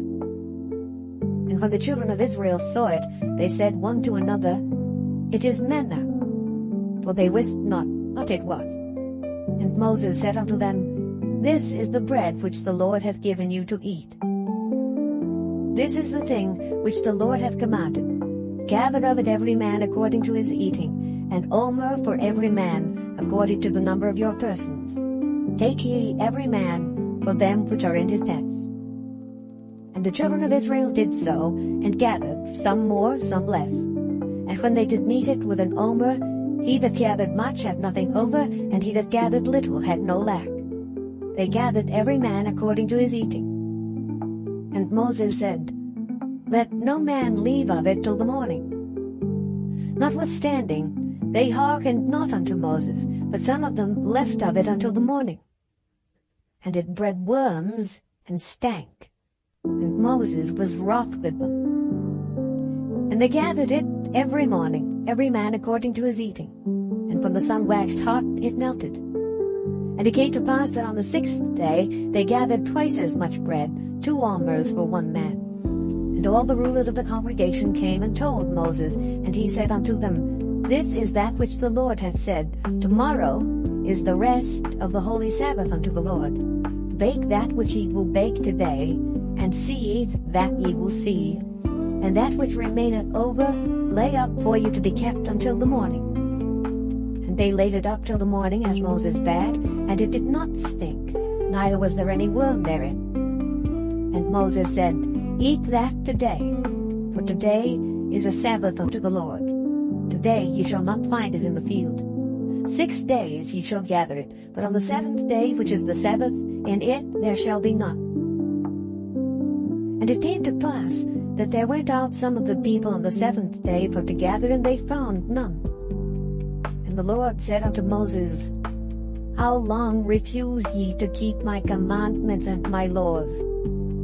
See, whether the Lord hath given you the Sabbath, therefore he giveth you on the 6th day the bread of 2 days.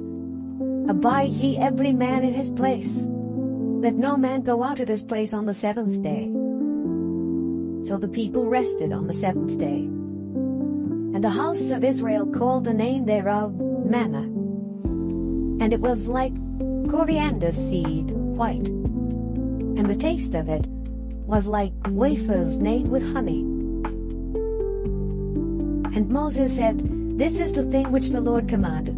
Fill an omer of it to be kept for your generations, that they may see the bread wherewith I have fed you in the wilderness, when I brought you forth from the land of Egypt. And Moses said unto Aaron, Take a pot, and put an omer full of manna therein, and lay it up before the Lord, to be kept for your generations. As the Lord commanded Moses, so Aaron laid it up before the testimony to be kept.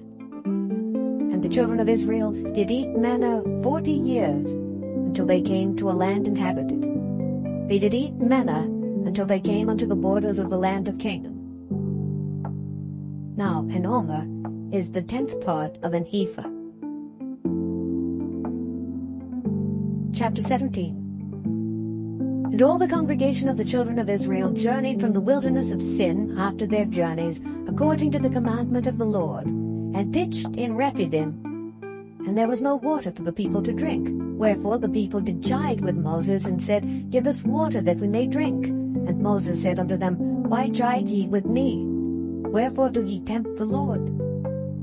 And the people thirsted there for water, and the people murmured against Moses, and said, Wherefore is this that thou hast brought us up out of Egypt to kill us and our children and our cattle with thirst? And Moses cried unto the Lord, saying, What shall I do unto this people? They be almost ready to stone me. And the Lord said unto Moses, Go on before the people, and take with thee of the elders of Israel. And thy rod, wherewith thou smootest the river, take in thine hand, and go. Behold, I will stand before thee there upon the rock in Horeb, and thou shalt smite the rock, and there shall come water out of it, that the people may drink. And Moses did so in the sight of the elders of Israel, and he called the name of the place Massah and Meribah, because of the chiding of the children of Israel, and because they tempted the Lord, saying, Is the Lord among us or not? Then came Amalek, and fought with Israel in Rephidim. And Moses said unto Joshua, Choose us out men, and go out, fight with Amalek. Tomorrow I will stand on the top of the hill with the rod of God in my hand. So Joshua did as Moses had said to him, and fought with Amalek. And Moses, Aaron, and Hur went up to the top of the hill. And it came to pass, when Moses held up his hand, that Israel prevailed. And when he let down his hand, Amalek prevailed. But Moses' hands were heavy. And they took a stone, and put it under him, and he sat thereon. And Aaron and Hur stayed up his hands, the one on the one side, and the other on the other side. And his hands were steady until the going down of the sun. And Joshua discomfited Amalek and his people with the edge of the sword. And the Lord said unto Moses, Write this for a memorial in a book, and rehearse it in the ears of Joshua.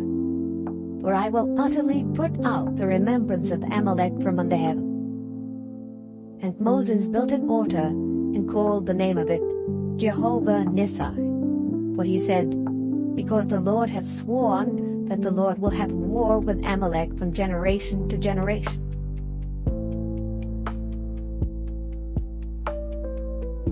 Chapter 18. When Jethro, the priest of Midian, Moses' father-in-law, heard of all that God had done for Moses and for Israel his people, and that the Lord had brought Israel out of Egypt, then Jethro, Moses' father-in-law, took Zipporah, Moses' wife, after he had sent her back, and her 2 sons, of which the name of the one was Gershom, for he said, I have been an alien in a strange land, and the name of the other was Eliezer, for the God of my father, said he, was mine help, and delivered me from the sword of Pharaoh. And Jethro, Moses' father-in-law, came with his sons and his wife unto Moses into the wilderness, where he encamped at the mount of God.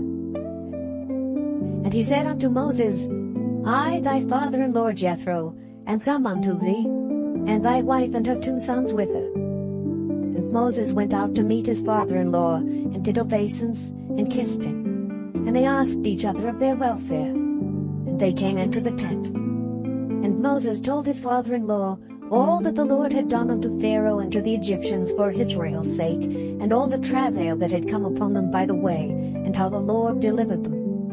And Jethro rejoiced for all the goodness which the Lord had done to Israel, whom he had delivered out of the hand of the Egyptians. And Jethro said, Blessed be the Lord, who hath delivered you out of the hand of the Egyptians, and out of the hand of Pharaoh, who hath delivered the people from under the hand of the Egyptians.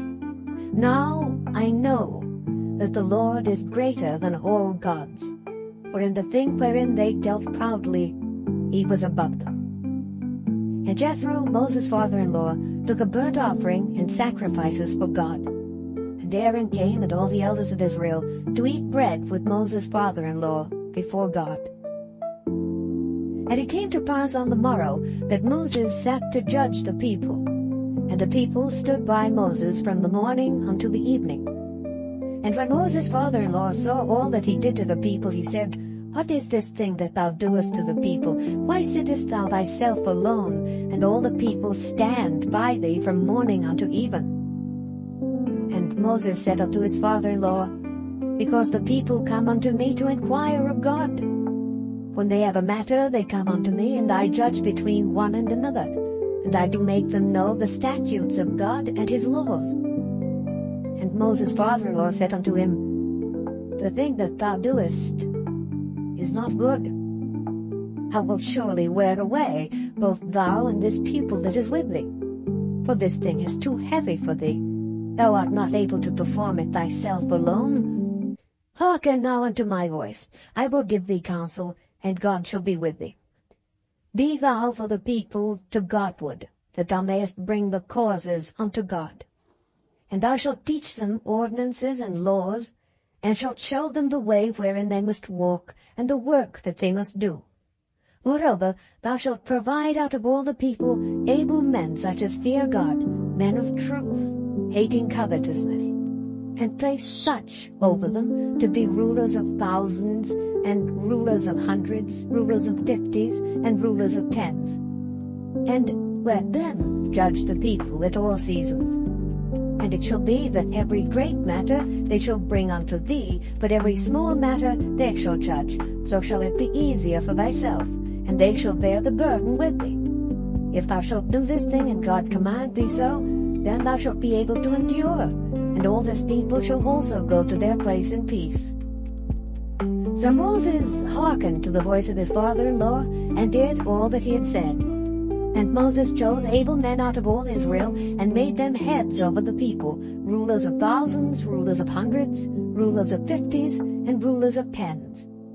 And they judged the people at all seasons. The hard causes they brought unto Moses, but every small matter they judged themselves. And Moses let his father-in-law depart, and he went his way into his own land.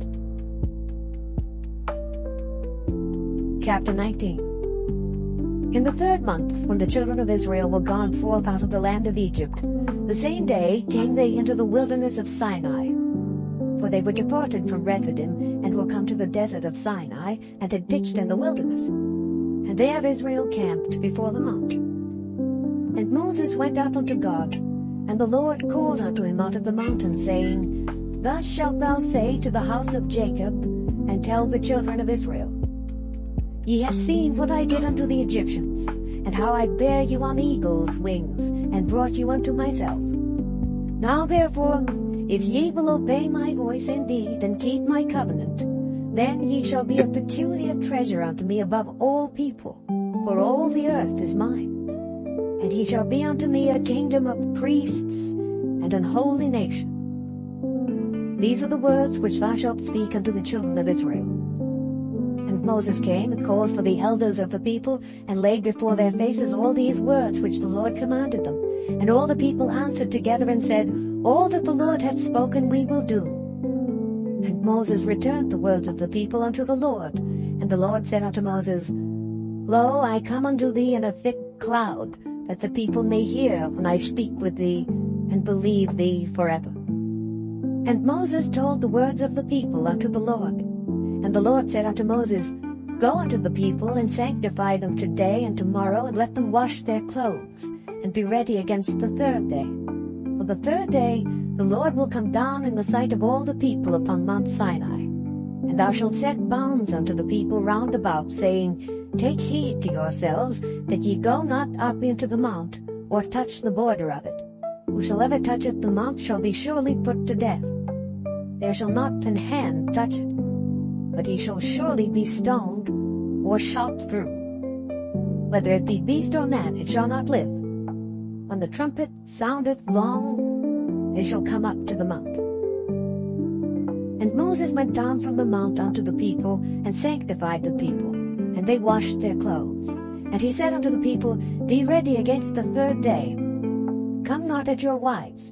And it came to pass on the 3rd day in the morning, that there were thunders and lightnings, and a thick cloud upon the mount, and the voice of the trumpet exceeding loud, so that all the people that was in the camp trembled. And Moses brought forth the people out of the camp to meet with God, and they stood at the nether part of the mount. And Mount Sinai was altogether on a smoke, because the Lord descended upon it in fire, and the smoke thereof ascended as the smoke of a furnace, and the whole mount quaked greatly. And when the voice of the trumpet sounded long, and waxed louder and louder, Moses spake, and God answered him by a voice. And the Lord came down upon Mount Sinai on the top of the mount, and the Lord called Moses up to the top of the mount, and Moses went up. And the Lord said unto Moses, Go down, charge the people, lest they break through unto the Lord to gaze, and many of them perish. And let the priests also, which come near to the Lord, sanctify themselves, lest the Lord break forth upon them. And Moses said unto the Lord, The people cannot come up to Mount Sinai. For thou chargedst us, saying, Set bounds about the mount, and sanctify it. And the Lord said unto him, Away, get thee down, and thou shalt come up. thou and Aaron with thee. But let not the priests and the people break through to come up unto the Lord, lest he break forth upon them. So Moses went down unto the people, and spake unto them. Chapter 20. And God spake all these words, saying, I am the Lord thy God, which have brought thee out of the land of Egypt, out of the house of bondage. Thou shalt have no other gods before me. Thou shalt not make unto thee any graven image, or any likeness of anything that is in heaven above, or that is in the earth beneath, or that is in the water under the earth. Thou shalt not bow down thyself to them, nor serve them. For I, the Lord thy God, am a jealous God, visiting the iniquity of the fathers upon the children unto the third and fourth generation of them that hate me, and showing mercy unto thousands of them that love me and keep my commandments. Thou shalt not take the name of the Lord thy God in vain, for the Lord will not hold him guiltless that taketh his name in vain. Remember the Sabbath day to keep it holy.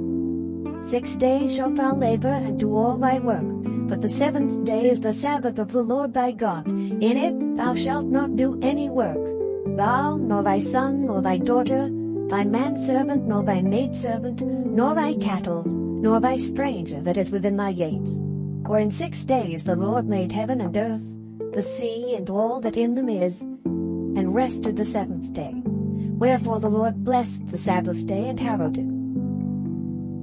Honor thy father and thy mother, that thy days may be long upon the land which the Lord thy God giveth thee.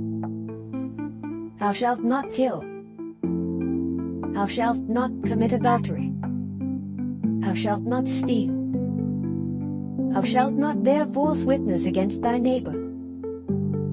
Thou shalt not covet thy neighbor's house. Thou shalt not covet thy neighbor's wife, nor his manservant, nor his maidservant, nor his ox, nor his ass, nor anything that is thy neighbor's. And all the people saw the thunderings and the lightnings and the noise of the trumpet and the mountain smoking. And when the people saw it, they removed and stood afar off. And they said unto Moses, Speak thou with us, and we will hear, but let not God speak with us, lest we die. And Moses said unto the people, Fear not, for God is come to prove you, and that his fear may be before your faces, that ye sin not. And the people stood afar off, and Moses drew near unto the thick darkness where God was. And the Lord said unto Moses, Thus thou shalt say unto the children of Israel, Ye have seen that I have talked with you from heaven. Ye shall not make with me gods of silver, neither shall ye make unto you gods of gold. An altar of earth thou shalt make unto me, and shalt sacrifice thereon thy burnt offerings, and thy peace offerings, thy sheep, and thine oxen. In all places where I record my name, I will come unto thee, and I will bless thee. And if thou wilt make me an altar of stone, thou shalt not build it of hewn stone. For if thou lift up thy tool upon it, thou hast polluted it. Neither shalt thou go up by steps unto mine altar, that thy nakedness be not discovered thereon. Chapter 21. Now these are the judgments which thou shalt set before them. If thou buy an Hebrew servant, 6 years he shall serve, and in the 7th he shall go out free from nothing. If he came in by himself, he shall go out by himself. If he were married, then his wife shall go out with him. If his master have given him a wife, and she have borne him sons or daughters, the wife and her children shall be her master's, and he shall go out by himself. And if the servant shall plainly say, I love my master, my wife, and my children, I will not go out free, then his master shall bring him unto the judges. He shall also bring him to the door, or unto the doorpost, and his master shall bore his ear through with an awl, and he shall serve him forever. And if a man sell his daughter to be a maidservant, she shall not go out as the menservants do. If she please not her master, who hath betrothed her to himself, then shall he let her be redeemed. To sell her unto a strange nation he shall have no power, seeing he hath dealt deceitfully with her. And if he hath betrothed her unto his son, he shall deal with her after the manner of daughters. If he take him another wife, her food, her raiment, and her duty of marriage shall he not diminish. And if he do not these three unto her, then shall she go out free without money. He that smiteth the man so that he die shall be surely put to death. And if a man lie not in wait, but God deliver him into his hand, then I will appoint thee a place whither he shall flee. But if a man come presumptuously upon his neighbor to slay him with guile, I shall take him from mine altar, that he may die. And he that smiteth his father or his mother shall be surely put to death. And he that stealeth a man and selleth him, or if he be found in his hand, he shall surely be put to death. And he that curseth his father or his mother shall surely be put to death. And if men strive together, and one smite another with a stone or with his fist, and he die not, but keepeth his bed, if he rise again and walk abroad upon his staff, then shall he that smote him be quit. Only he shall pay for the loss of his time, and shall cause him to be thoroughly healed. And if a man smite his servant or his maid with a rod, and he die under his hand, he shall be surely punished. Notwithstanding, if he continue a day or two, he shall not be punished, for he is his money. If men strive and hurt a woman with child, so that her fruit depart from her, and yet no mischief follow, he shall be surely punished according as the woman's husband will lay upon him, and he shall pay as the judges determine. And if any mischief follow, then thou shalt give life for life, eye for eye, tooth for tooth, hand for hand, foot for foot, burning for burning, wound for wound, stripe for stripe. And if a man smite the eye of his servant, or the eye of his maid, that it perish, he shall let him go free for his eye's sake. And if he smite out his manservant's tooth, or his maidservant's tooth, he shall let him go free for his tooth's sake. If an ox gore a man or a woman that they die, then the ox shall be surely stoned, and his flesh shall not be eaten, but the honor of the ox shall be quit. But if the ox were wont to push with his horn in time past, and it hath been testified to his owner, and he hath not kept him in, but that he hath killed a man or a woman, the ox shall be stoned, and his owner also shall be put to death. If there be laid on him a sum of money, then he shall give for the ransom of his life whatsoever is laid upon him. Whether he have gored a son or have gored a daughter, according to this judgment shall it be done unto him. If the ox shall push a manservant or a maidservant, he shall give unto their master 30 shekels of silver, and the ox shall be stoned. And if a man shall open a pit, or if a man shall dig a pit and not cover it, and an ox or an ass fall therein, the owner of the pit shall make it good, and give money unto the owner of them, and the dead beast shall be his. And if one man's ox hurt another's, that he die, then they shall sell the live ox, and divide the money of it, and the dead ox also they shall divide. Or if it be known that the ox hath used to push in time past, and his owner hath not kept him in, he shall surely pay ox for ox, and the dead shall be his own. Chapter 22. If a man shall steal an ox or a sheep, and kill it or sell it, he shall restore 5 oxen for an ox, and 4 sheep for a sheep. If a thief be found breaking up, and be smitten that he die, there shall no blood be shed for him. If the sun be risen upon him, there shall be blood shed for him, for he should make full restitution. If he have nothing, then he shall be sold for his theft. If the theft be certainly found in his hand alive, whether it be ox or ass or sheep, he shall restore double. If a man shall cause a field or vineyard to be eaten, and shall put in his beast, and shall feed in another man's field, of the best of his own field, and of the best of his own vineyard shall he make restitution. If fire break out, and catch in thorns, so that the stacks of corn, or the standing corn, or the field be consumed therewith, he that kindled the fire shall surely make restitution. If a man shall deliver unto his neighbor money or stuff to keep, and it be stolen out of the man's house, if the thief be found, let him pay double. If the thief be not found, then the master of the house shall be brought unto the judges, to see whether he have put his hand unto his neighbor's goods. For all manner of trespass, whether it be for ox, for ass, for sheep, for raiment, or for any manner of lost thing which another challengeth to be his, the cause of both parties shall come before the judges, and whom the judges shall condemn, he shall pay double unto his neighbor. If a man deliver unto his neighbor an ass or an ox or a sheep or any beast to keep, and it die or be hurt or driven away, no man seeing it, then shall an oath of the Lord be between them both, that he hath not put his hand unto his neighbor's goods, and the owner of it shall accept thereof, and he shall not make it good. And if it be stolen from him, he shall make restitution unto the owner thereof. If it be torn in pieces, then let him bring it for witness, and he shall not make good that which was torn. And if a man borrow aught of his neighbor, and it be hurt or die, the owner thereof being not with it, he shall surely make it good. But if the owner thereof be with it, he shall not make it good. If it be an hired thing, it came for his hire. And if a man entice a maid that is not betrothed, and lie with her, he shall surely endow her to be his wife.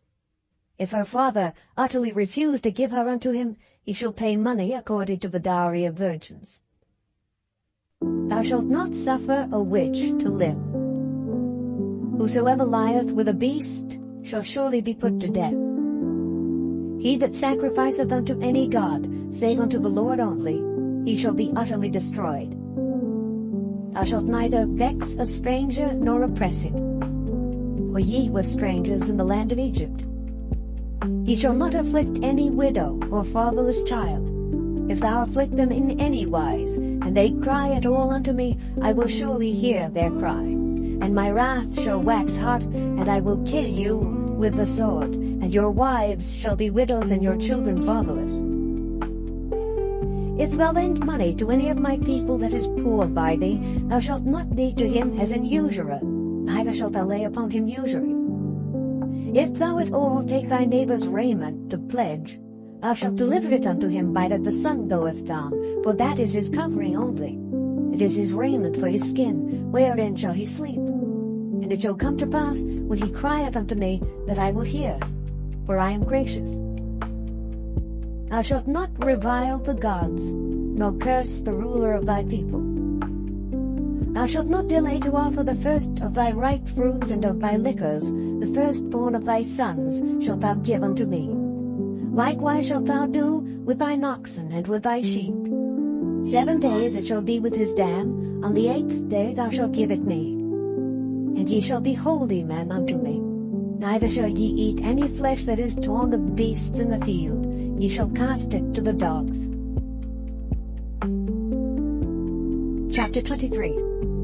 Thou shalt not raise a false report. Put not thine hand with the wicked to be an unrighteous witness. Thou shalt not follow a multitude to do evil, neither shalt thou speak in a cause to decline after many to wrest judgment. Neither shalt thou countenance a poor man in his cause. If thou meet thine enemy's ox or his ass going astray, thou shalt surely bring it back to him again. If thou see the ass of him that hateth thee lying under his burden, and wouldest forbear to help him, thou shalt surely help with him. Thou shalt not wrest the judgment of thy poor in his cause.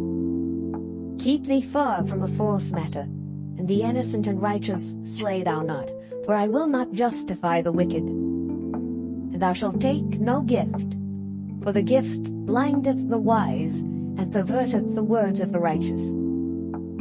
Also thou shalt not oppress a stranger, for ye know the heart of a stranger, seeing ye were strangers in the land of Egypt. And 6 years thou shalt sow thy land, and shalt gather in the fruits thereof, but the 7th year thou shalt let it rest and lie still, that the poor of thy people may eat, and what they leave the beasts of the field shall eat. In like manner thou shalt deal with thy vineyard, and with thy olive yard. 6 days thou shalt do thy work, and on the 7th day thou shalt rest, that thine ox and thine ass may rest, and the son of thy handmaid and the stranger may be refreshed. And in all things that I have said unto you, be circumspect. and make no mention of the name of other gods, neither let it be heard out of thy mouth. 3 times thou shalt keep a feast unto me in the year.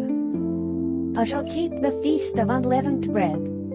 Thou shalt eat unleavened bread 7 days, as I commanded thee, in the time appointed of the month Abib, for in it thou camest out from Egypt, and none shall appear before me empty. And the feast of harvest, the firstfruits of thy labors which thou hast sown in the field. And the feast of ingathering, which is in the end of the year, when thou hast gathered in thy labors out of the field. 3 times in the year all thy males shall appear before the Lord God. Thou shalt not offer the blood of my sacrifice with leavened bread, neither shall the fat of my sacrifice remain until the morning. The first of the firstfruits of thy land thou shalt bring into the house of the Lord thy God. Thou shalt not see the kid in his mother's milk. Behold, I send an angel before thee to keep thee in the way and to bring thee into the place which I have prepared. Beware of him, and obey his voice. Provoke him not, for he will not pardon your transgressions, for my name is in him. But if thou shalt indeed obey his voice and do all that I speak, then I will be an enemy unto thine enemies, and an adversary unto thine adversaries.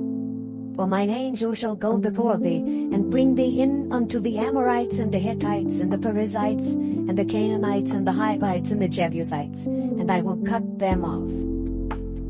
Thou shalt not bow down to their gods, nor serve them, nor do after their works, but thou shalt utterly overthrow them, and quite break down their images. And ye shall serve the Lord your God, and he shall bless thy bread and thy water, and I will take sickness away from the midst of thee.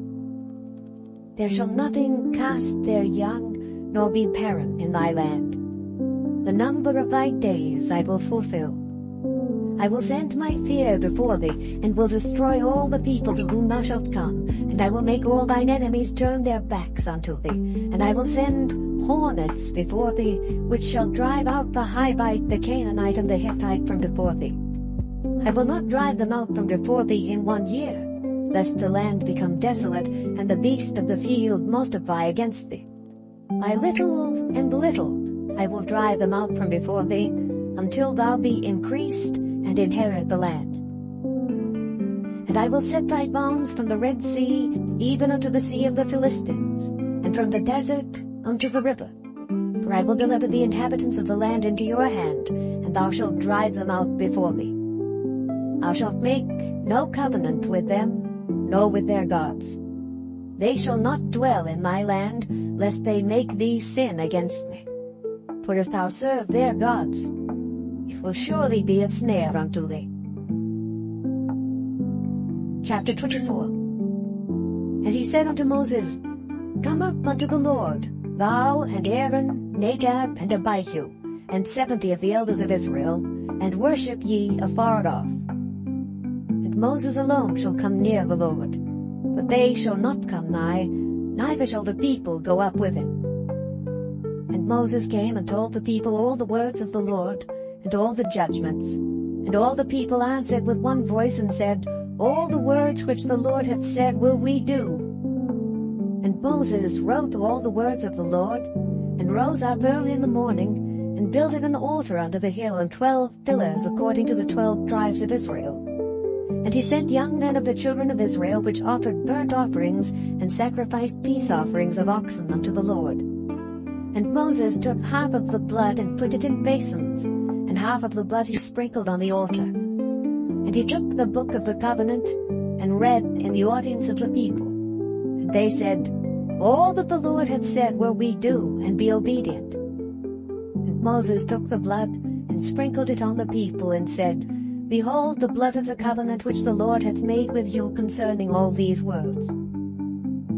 Then went up Moses and Aaron, Nadab and Abihu, and 70 of the elders of Israel, and they saw the God of Israel. There was under his feet as it were a paved work of a sapphire stone, and as it were the body of heaven in his clearness. And upon the nobles of the children of Israel he laid not his hand. Also they saw God, and did eat and drink. And the Lord said unto Moses, Come up to me into the mount, and be there. And I will give thee tables of stone, and a law, and commandments which I have written, that thou mayest teach them. And Moses rose up, and his minister Joshua, and Moses went up into the mount of God. And he said unto the elders, Tarry ye here for us until we come again unto you. And behold, Aaron and Hur are with you. If any man have any matters to do, let him come unto them. And Moses went up into the mount, and a cloud covered the mount. And the glory of the Lord abode upon Mount Sinai, and the cloud covered it 6 days. And the 7th day he called unto Moses out of the midst of the cloud. And the sight of the glory of the Lord was like devouring fire on the top of the mount in the eyes of the children of Israel. And Moses went into the midst of the cloud, and gat him up into the mount. And Moses was in the mount 40 days and 40 nights. Chapter 25. And the Lord spake unto Moses, saying, Speak unto the children of Israel, that they bring me an offering. Of every man that giveth it willingly with his heart, ye shall take my offering. And this is the offering which ye shall take of them: gold, and silver, and brass, and blue, and purple, and scarlet, and fine linen, and goat's hair, and ram's skins dyed red, and badger skins, and shittim wood, oil for the light, spices for anointing oil, and for sweet incense, onyx stones, and stones to be set in the ephod and in the breastplate. And let them make me a sanctuary, that I may dwell among them. According to all that I show thee, after the pattern of the tabernacle and the pattern of all the instruments thereof, even so shall ye make it. And they shall make an ark of shittim wood. 2 cubits and a half shall be the length thereof, and 1 cubit and a half the breadth thereof, and 1 cubit and a half the height thereof. And thou shalt overlay it with pure gold, within and without shalt thou overlay it, and shalt make upon it a crown of gold round about. And thou shalt cast 4 rings of gold for it, and put them in the 4 corners thereof. And 2 rings shall be in the one side of it, and 2 rings in the other side of it. And thou shalt make staves of shittim wood, and overlay them with gold. And thou shalt put the staves into the rings by the sides of the ark, that the ark may be borne with them. The staves shall be in the rings of the ark. They shall not be taken from it. And thou shalt put into the ark the testimony which I shall give thee. And thou shalt make a mercy seat of pure gold. 2 cubits and a half shall be the length thereof, and 1 cubit and a half the breadth thereof. And thou shalt make 2 cherubims of gold. Of beaten work shalt thou make them, in the 2 ends of the mercy seat. And make 1 cherub on the one end, and the other cherub on the other end. Even of the mercy seat shall ye make the cherubims on the 2 ends thereof. And the cherubims shall stretch forth their wings on high, covering the mercy seat with their wings, and their faces shall look one to another. Toward the mercy seat shall the faces of the cherubims be. And thou shalt put the mercy seat above upon the ark, and in the ark thou shalt put the testimony that I shall give thee. And there I will meet with thee, and I will commune with thee from above the mercy seat, from between the 2 cherubims which are upon the ark of the testimony, of all things which I will give thee in commandment unto the children of Israel. Thou shalt also make a table of shittim wood. 2 cubits shall be the length thereof, and 1 cubit the breadth thereof, and 1 cubit and a half the height thereof. And thou shalt overlay it with pure gold, and make thereto a crown of gold round about. And thou shalt make unto it a border of an handbreadth round about, and thou shalt make a golden crown to the border thereof round about. And thou shalt make for it 4 rings of gold, and put the rings in the 4 corners that are on the 4 feet thereof. Over against the border shall the rings be for places of the staves to bear the table. And thou shalt make the staves of shittim wood, and overlay them with gold, that the table may be borne with them. And thou shalt make the dishes thereof, and spoons thereof, and covers thereof, and bowls thereof, to cover withal. Of pure gold shalt thou make them. And thou shalt set upon the table showbread before me alway. And thou shalt make a candlestick of pure gold. Of beaten work shall the candlestick be made. His shaft and his branches, his bowls, his knops, and his flowers shall be of the same. And 6 branches shall come out of the sides of it, 3 branches of the candlestick out of the one side, and 3 branches of the candlestick out of the other side. 3 bowls made like unto almonds, with a knop and a flower in one branch, and 3 bowls made like almonds in the other branch, with a knop and a flower. So in the 6 branches that come out of the candlestick. And in the candlestick shall be 4 bowls made like unto almonds, with their knops and their flowers. And there shall be a knop unto 2 branches of the same, and a knop unto 2 branches of the same, and a knop unto 2 branches of the same, according to the 6 branches that proceed out of the candlestick. Their knops and their branches shall be of the same. All it shall be one beaten work of pure gold. And thou shalt make the 7 lamps thereof. And they shall light the lamps thereof, that they may give light over against it. And the tongs thereof and the snuff dishes thereof shall be of pure gold. Of a talent of pure gold shall he make it, with all these vessels. And look that thou make them after their pattern, which was showed thee in the mount. Chapter 26. Moreover, thou shalt make the tabernacle with 10 curtains of fine twined linen, and blue and purple and scarlet. With cherubims of cunning work shalt thou make them. The length of one curtain shall be 28 cubits, and the breadth of one curtain 4 cubits. And every one of the curtains shall have one measure. The 5 curtains shall be coupled together one to another, and other 5 curtains shall be coupled one to another. And thou shalt make loops of blue upon the edge of the one curtain from the selvage in the coupling, and likewise shalt thou make in the uttermost edge of another curtain in the couplings of the second. 50 loops shalt thou make in the one curtain, and 50 loops shalt thou make in the edge of the curtain that is in the coupling of the second, that the loops may take hold one of another. And thou shalt make 50 taches of gold, and couple the curtains together with the taches, and it shall be one tabernacle. And thou shalt make curtains of goat's hair, to be a covering upon the tabernacle. 11 curtains shalt thou make. The length of one curtain shall be 30 cubits, and the breadth of one curtain 4 cubits, and the 11 curtains shall be all of one measure.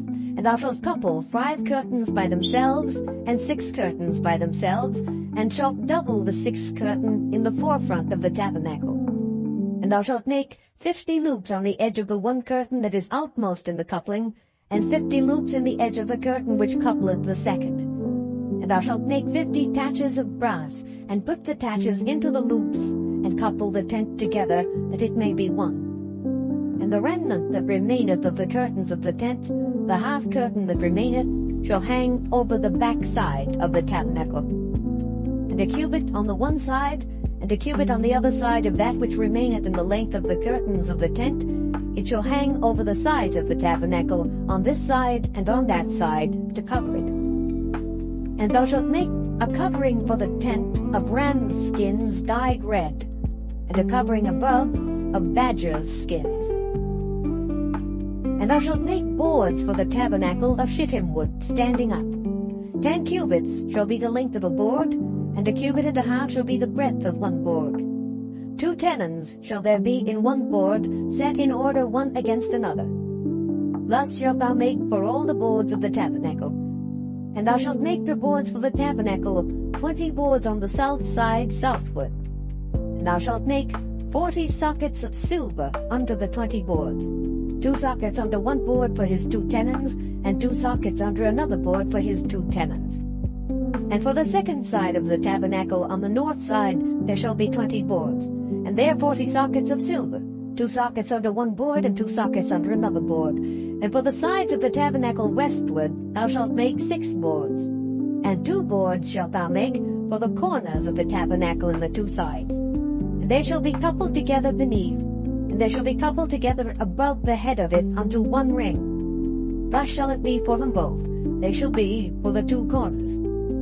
And they shall be 8 boards, and their sockets of silver, 16 sockets, 2 sockets under one board, and 2 sockets under another board. And thou shalt make bars of shittim wood, 5 for the boards of the one side of the tabernacle, and 5 bars for the boards of the other side of the tabernacle, and 5 bars for the boards of the side of the tabernacle for the 2 sides westward. And the middle bar in the midst of the boards shall reach from end to end. And thou shalt overlay the boards with gold, and make their rings of gold for places for the bars, and thou shalt overlay the bars with gold. And thou shalt rear up the tabernacle according to the fashion thereof which was showed thee in the mount. And thou shalt make a veil of blue and purple and scarlet and fine twined linen of cunning work. With cherubims shall it be made. And thou shalt hang it upon 4 pillars of shittim wood overlaid with gold. Their hooks shall be of gold upon the 4 sockets of silver. And thou shalt hang up the veil under the taches, that thou mayest bring in thither within the veil the ark of the testimony. And the veil shall divide unto you between the holy place and the most holy. And thou shalt put the mercy seat upon the ark of the testimony in the most holy place. And thou shalt set the table without the veil, and the candlestick over against the table on the side of the tabernacle toward the south. And thou shalt put the table on the north side. And thou shalt make an hanging for the door of the tent of blue and purple and scarlet and fine twined linen, wrought with needlework. And thou shalt make for the hanging 5 pillars of shittim wood, and overlay them with gold. And their hooks shall be of gold, and thou shalt cast 5 sockets of brass for them. Chapter 27. And thou shalt make an altar of shittim wood, 5 cubits long and 5 cubits broad. The altar shall be 4 square, and the height thereof shall be 3 cubits. And thou shalt make the horns of it upon the 4 corners thereof. His horns shall be of the same. And thou shalt overlay it with brass. And thou shalt make his pans to receive his ashes, and his shovels, and his basins, and his flesh hooks, and his fire pans. All the vessels thereof thou shalt make of brass. And thou shalt make for it a grate of network of brass. And upon the net shalt thou make 4 brazen rings in the 4 corners thereof. And thou shalt put it under the compass of the altar beneath, that the net may be even to the midst of the altar. And thou shalt make staves for the altar, staves of shittim wood, and overlay them with brass. And the staves shall be put into the rings, and the staves shall be upon the 2 sides of the altar to bear it. Hollow with boards shalt thou make it, as it was showed thee in the mount, so shall they make it. And thou shalt make the court of the tabernacle.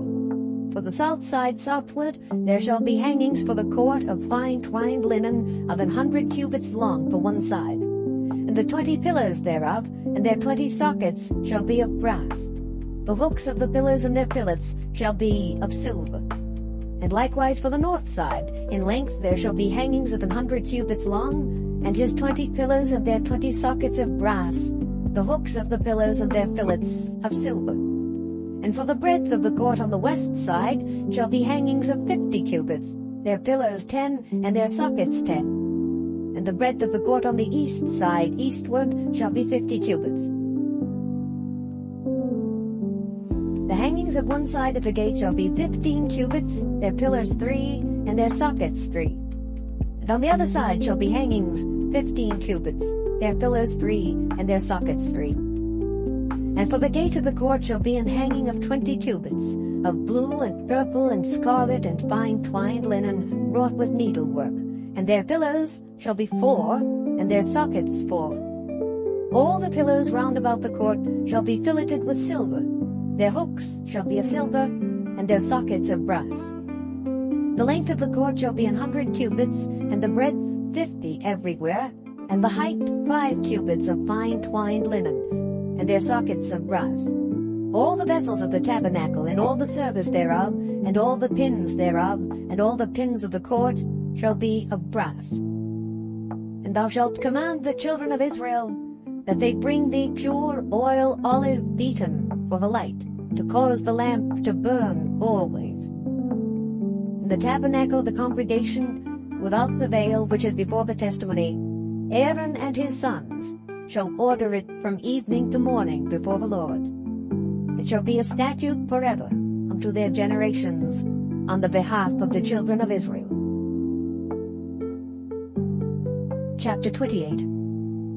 And take thou unto thee Aaron thy brother and his sons with him from among the children of Israel, that he may minister unto me in the priest's office, even Aaron, Nadab, and Abihu, Eleazar, and Ithamar, Aaron's sons. And thou shalt make holy garments for Aaron thy brother, for glory and for beauty. And thou shalt speak unto all that are wise-hearted, whom I have filled with the spirit of wisdom, that they may make Aaron's garments to consecrate him, that he may minister unto me in the priest's office. And these are the garments which they shall make: a breastplate, and an ephod, and a robe, and a broidered coat, a mitre, and a girdle. And they shall make holy garments for Aaron thy brother and his sons, that he may minister unto me in the priest's office.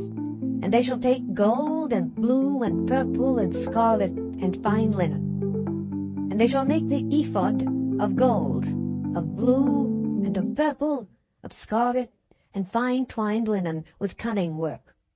It shall have the two shoulder pieces thereof joined at the two edges thereof, and so it shall be joined together. And the curious girdle of the ephod which is upon it shall be of the same, according to the work thereof, even of gold, of blue, and purple, and scarlet, and fine twined linen. And thou shalt take 2 onyx stones, and grave on them the names of the children of Israel, 6 of their names on one stone, and the other 6 names of the rest on the other stone, according to their birth. With the work of an engraver in stone, like the engravings of a signet, shalt thou engrave the 2 stones with the names of the children of Israel. Thou shalt make them to be set in ouches of gold. And thou shalt put the 2 stones upon the shoulders of the ephod for stones of memorial unto the children of Israel. And Aaron shall bear their names before the Lord upon his 2 shoulders for a memorial. And thou shalt make ouches of gold, and 2 chains of pure gold at the end. Of wreathen work shalt thou make them, and fasten the wreathen chains to the ouches. And thou shalt make the breastplate of judgment with cunning work. After the work of the ephod thou shalt make it, of gold, of blue, and of purple, and of scarlet, and of fine twined linen shalt thou make it. 4 square it shall be, being doubled. A span shall be the length thereof, and a span shall be the breadth thereof. And thou shalt set in it settings of stones, even 4 rows of stones. The first row shall be a sardius, a topaz, and a carbuncle. This shall be the first row. And the second row shall be an emerald, a sapphire, and a diamond. And the third row a ligure, an agate, and an amethyst. And the 4th row a beryl, and an onyx, and a jasper. They shall be set in gold in their enclosings. And the stones shall be with the names of the children of Israel, 12 according to their names, like the engravings of a signet. Every one with his name shall they be, according to the 12 tribes. And thou shalt make upon the breastplate chains at the ends of wreathen work of pure gold. And thou shalt make upon the breastplate 2 rings of gold, and shalt put the 2 rings on the 2 ends of the breastplate. And thou shalt put the 2 wreathen chains of gold in the 2 rings, which are on the ends of the breastplate. And the other 2 ends of the 2 wreathen chains thou shalt fasten in the 2 ouches, and put them on the shoulder pieces of the ephod before it. And thou shalt make 2 rings of gold, and thou shalt put them upon the 2 ends of the breastplate in the border thereof, which is in the side of the ephod inward. And 2 other rings of gold thou shalt make, and shalt put them on the 2 sides of the ephod underneath, toward the forepart thereof, over against the other coupling thereof, above the curious girdle of the ephod. And they shall bind the breastplate by the rings thereof unto the rings of the ephod, with a lace of blue, that it may be above the curious girdle of the ephod, and that the breastplate be not loosed from the ephod. And Aaron shall bear the names of the children of Israel in the breastplate of judgment upon his heart, when he goeth in unto the holy place, for a memorial before the Lord continually. And thou shalt put in the breastplate of judgment the Urim and the Thummim. They shall be upon Aaron's heart when he goeth in before the Lord. And Aaron shall bear the judgment of the children of Israel upon his heart before the Lord continually. And thou shalt make the robe of the ephod all of blue. There shall be an hole in the top of it in the midst thereof. It shall have a binding of woven work round about the hole of it, as it were the hole of an habergeon, that it be not rent. And beneath upon the hem of it thou shalt make pomegranates of blue, and of purple, and of scarlet, round about the hem thereof, and bells of gold between them round about, a golden bell and a pomegranate, a golden bell and a pomegranate, upon the hem of the robe round about. And it shall be upon Aaron to minister, and his sound shall be heard when he goeth in unto the holy place before the Lord, and when he cometh out, that he die not. And thou shalt make a plate of pure gold, and grave upon it, like the engravings of a signet, Holiness to the Lord. And thou shalt put it on a blue lace, that it may be upon the mitre, upon the forefront of the mitre it shall be. And it shall be upon Aaron's forehead, that Aaron may bear the iniquity of the holy things which the children of Israel shall hallow in all their holy gifts. And it shall be always upon his forehead, that they may be accepted before the Lord. And thou shalt embroider the coat of fine linen, and thou shalt make the mitre of fine linen, and thou shalt make the girdle of needlework. And for Aaron's sons thou shalt make coats, and thou shalt make for them girdles, and bonnets shalt thou make for them, for glory and for beauty. And thou shalt put them upon Aaron thy brother, and his sons with him, and shalt anoint them, and consecrate them, and sanctify them, that they may minister unto me in the priest's office. And thou shalt make them linen breeches to cover their nakedness. From the loins even unto the thighs they shall reach. And they shall be upon Aaron and upon his sons, when they come in unto the tabernacle of the congregation, or when they come near unto the altar to minister in the holy place, that they bear not iniquity and die. It shall be a statute forever unto him and his seed after him. Chapter 29. And this is the thing that thou shalt do unto them to hallow them, to minister unto me in the priest's office. Take 1 young bullock, and 2 rams without blemish, and unleavened bread, and cakes unleavened tempered with oil, and wafers unleavened anointed with oil. Of wheat and flour shalt thou make them. And thou shalt put them into 1 basket, and bring them in the basket, with the bullock and the 2 rams. And Aaron and his sons thou shalt bring unto the door of the tabernacle of the congregation, and shalt wash them with water. And thou shalt take the garments, and put upon Aaron the coat, and the robe of the ephod, and the ephod, and the breastplate, and gird him with a curious girdle of the ephod. And thou shalt put the mitre upon his head, and put the holy crown upon the mitre. Then shalt thou take the anointing oil, and pour it upon his head, and anoint him. And thou shalt bring his sons, and put coats upon them. And thou shalt gird them with girdles, Aaron and his sons, and put the bonnets on them. And the priest's office shall be theirs for a perpetual statute. And thou shalt consecrate Aaron and his sons. And thou shalt cause a bullock to be brought before the tabernacle of the congregation, and Aaron and his sons shall put their hands upon the head of the bullock. And thou shalt kill the bullock before the Lord by the door of the tabernacle of the congregation. And thou shalt take of the blood of the bullock, and put it upon the horns of the altar with thy finger, and pour all the blood beside the bottom of the altar. And thou shalt take all the fat that covereth the inwards, and the caul that is above the liver, and the 2 kidneys, and the fat that is upon them, and burn them upon the altar. But the flesh of the bullock, and his skin, and his dung, shalt thou burn with fire without the camp. It is a sin offering. Thou shalt also take 1 ram, and Aaron and his sons shall put their hands upon the head of the ram, and thou shalt slay the ram, and thou shalt take his blood and sprinkle it round about upon the altar. And thou shalt cut the ram in pieces, and wash the inwards of him, and his legs, and put them unto his pieces, and unto his head. And thou shalt burn the whole ram upon the altar. It is a burnt offering unto the Lord. It is a sweet savour, an offering made by fire unto the Lord. And thou shalt take the other ram, and Aaron and his sons shall put their hands upon the head of the ram. Then shalt thou kill the ram, and take of his blood, and put it upon the tip of the right ear of Aaron, and upon the tip of the right ear of his sons, and upon the thumb of their right hand, and upon the great toe of their right foot. And and sprinkle the blood upon the altar round about. And thou shalt take of the blood that is upon the altar, and of the anointing oil, and sprinkle it upon Aaron, and upon his garments, and upon his sons, and upon the garments of his sons with him.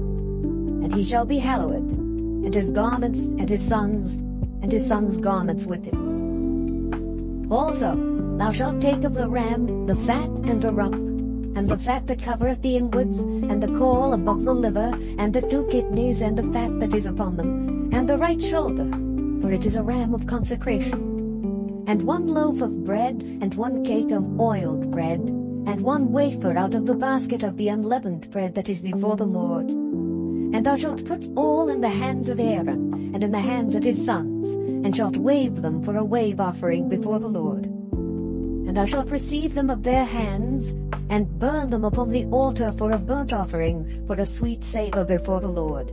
It is an offering made by fire unto the Lord. And thou shalt take the breast of the ram of Aaron's consecration, and wave it for a wave offering before the Lord, and it shall be thy part. And thou shalt sanctify the breast of the wave offering, and the shoulder of the heave offering which is waved, and which is heaved up of the ram of the consecration, even of that which is for Aaron, and of that which is for his sons. And it shall be Aaron's and his sons by a statute forever from the children of Israel. For it is an heave offering, and it shall be an heave offering from the children of Israel of the sacrifice of their peace offerings, even their heave offering unto the Lord. And the holy garments of Aaron shall be his sons after him, to be anointed therein, and to be consecrated in them. And that son that is priest in his stead shall put them on 7 days, when he cometh into the tabernacle of the congregation to minister in the holy place. And thou shalt take the ram of the consecration, and seethe his flesh in the holy place. And Aaron and his sons shall eat the flesh of the ram, and the bread that is in the basket by the door of the tabernacle of the congregation. And they shall eat those things wherewith the atonement was made, to consecrate and to sanctify them. But a stranger shall not eat thereof, because they are holy. And if aught of the flesh of the consecrations or of the bread remain unto the morning, then thou shalt burn the remainder with fire. It shall not be eaten, because it is holy. And thus shalt thou do unto Aaron and to his sons according to all things which I have commanded thee. 7 days shalt thou consecrate them. And thou shalt offer every day a bullock for a sin offering for atonement. And thou shalt cleanse the altar when thou hast made an atonement for it, and thou shalt anoint it to sanctify it. 7 days thou shalt make an atonement for the altar, and sanctify it, and it shall be an altar most holy. Whatsoever toucheth the altar shall be holy. Now this is that which thou shalt offer upon the altar, 2 lambs of the first year, day by day, continually. The 1 lamb thou shalt offer in the morning, and the other lamb thou shalt offer at even. And with the 1 lamb 1/10 deal of flour mingled with the 4th part of an hin of beaten oil, and the 4th part of an hin of wine for a drink offering. And the other lamb thou shalt offer at even, and shalt do thereto according to the meat offering of the morning, and according to the drink offering thereof, for a sweet savour, an offering made by fire unto the Lord. This shall be a continual burnt offering throughout your generations at the door of the tabernacle of the congregation before the Lord, where I will meet you to speak thereunto thee. And there I will meet with the children of Israel, and the tabernacle shall be sanctified by my glory. And I will sanctify the tabernacle of the congregation and the altar. I will sanctify also both Aaron and his sons to minister to me in the priest's office.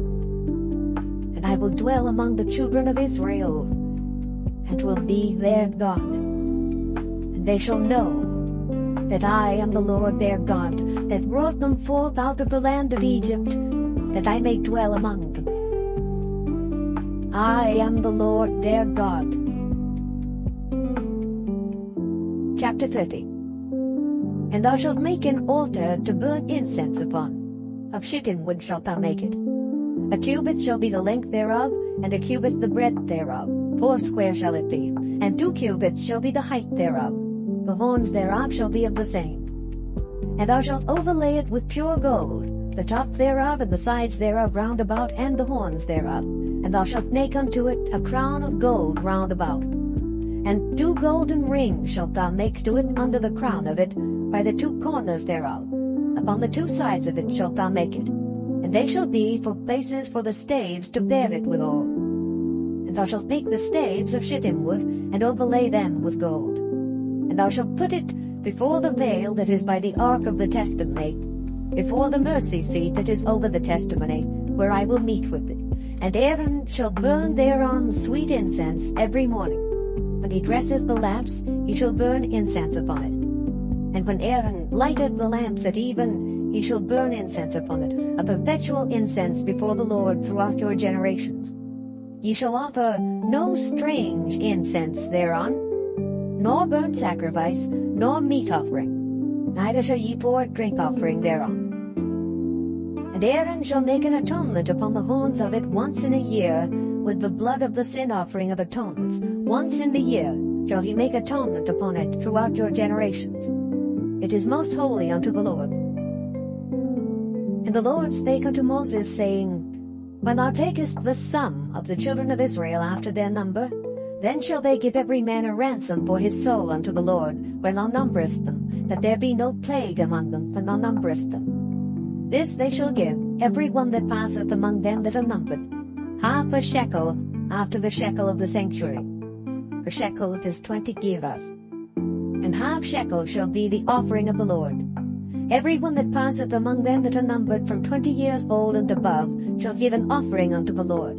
The rich shall not give more, and the poor shall not give less than half a shekel, when they give an offering unto the Lord, to make an atonement for your souls. And thou shalt take the atonement money of the children of Israel, and shalt appoint it for the service of the tabernacle of the congregation, that it may be a memorial unto the children of Israel before the Lord, to make an atonement for your souls. And the Lord spake unto Moses, saying, Thou shalt also make a laver of brass, and his foot also of brass, to wash withal. And thou shalt put it between the tabernacle of the congregation and the altar, and thou shalt put water therein. For Aaron and his sons shall wash their hands and their feet thereat. When they go into the tabernacle of the congregation, they shall wash with water, that they die not.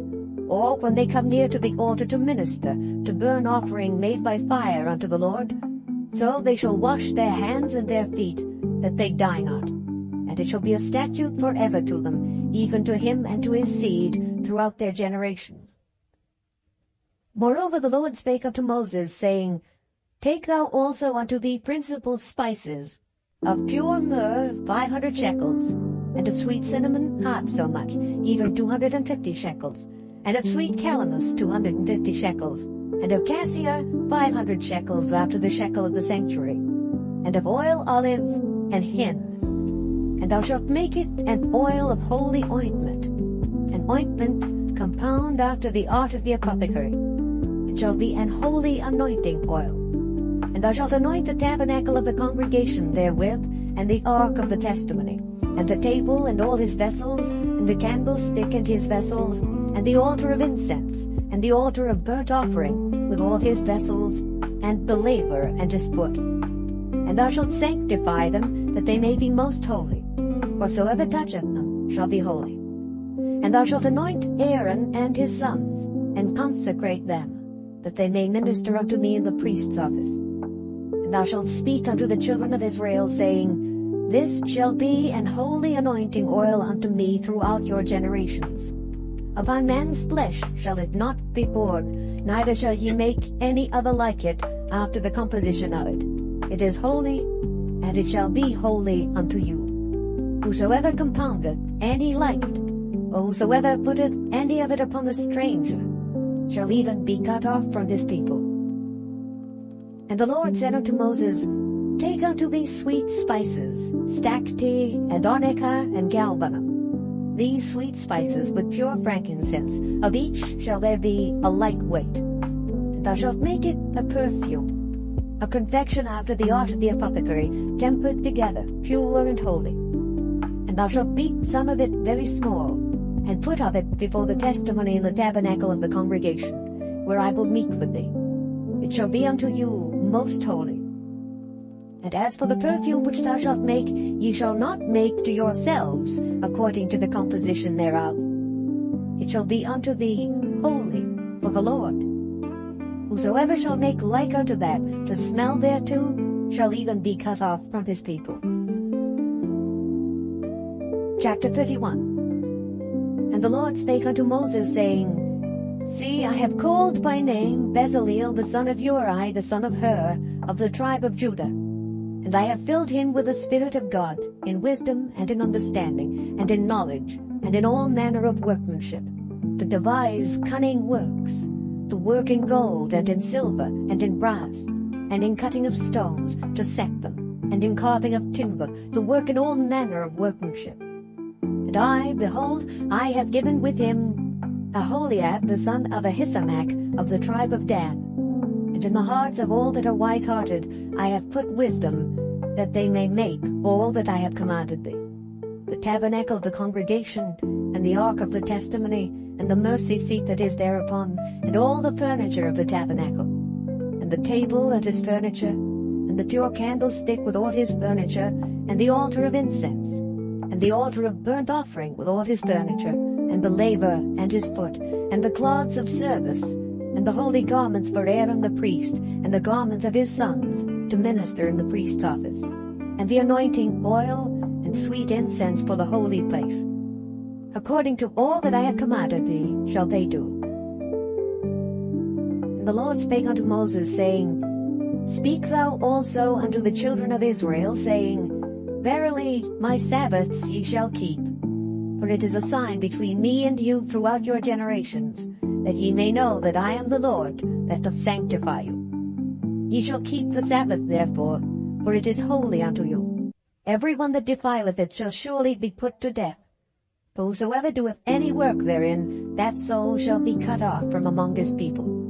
6 days may work be done, but in the 7th is the Sabbath of rest, holy to the Lord. Whosoever doeth any work in the Sabbath day, he shall surely be put to death. Wherefore the children of Israel shall keep the Sabbath, to observe the Sabbath throughout their generations, for a perpetual covenant. It is a sign between me and the children of Israel forever.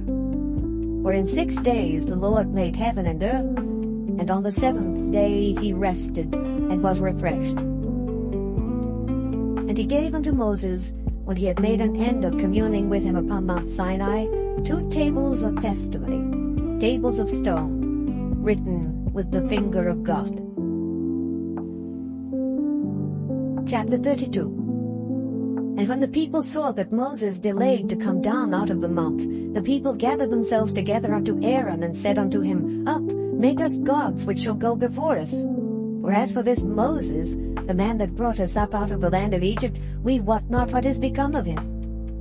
And Aaron said unto them, Break off the golden earrings which are in the ears of your wives, of your sons, and of your daughters, and bring them unto me.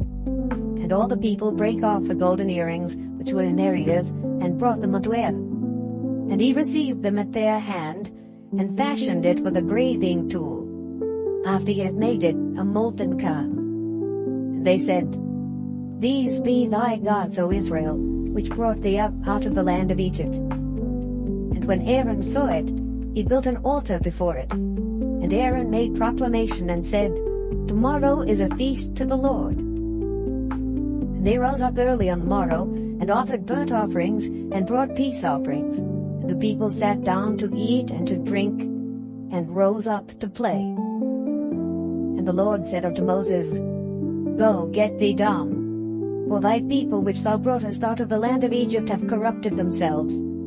They have turned aside quickly out of the way which I commanded them. They have made them a molten calf, and have worshipped it, and have sacrificed thereunto, and said, These be thy gods, O Israel, which have brought thee up out of the land of Egypt. And the Lord said unto Moses, I have seen this people, and behold, it is a stiff-necked people. Now therefore let me alone, that my wrath may wax hot against them, and that I may consume them, and I will make of thee a great nation. And Moses besought the Lord his God, and said, Lord, why doth thy wrath wax hot against thy people, which thou hast brought forth out of the land of Egypt with great power and with a mighty hand? Wherefore should the Egyptians speak and say, For mischief did he bring them out, to slay them in the mountains, and to consume them from the face of the earth? Turn from thy fierce wrath, and repent of this evil against thy people. Remember Abraham, Isaac, and Israel thy servants, to whom thou swarest by thine own self, and saidst unto them, I will multiply your seed as the stars of heaven. And all this land that I have spoken of will I give unto your seed, and they shall inherit it forever. And the Lord repented of the evil which he thought to do unto his people. And Moses turned, and went down from the mount, and the 2 tables of the testimony were in his hand. The tables were written on both their sides, on the one side and on the other were they written.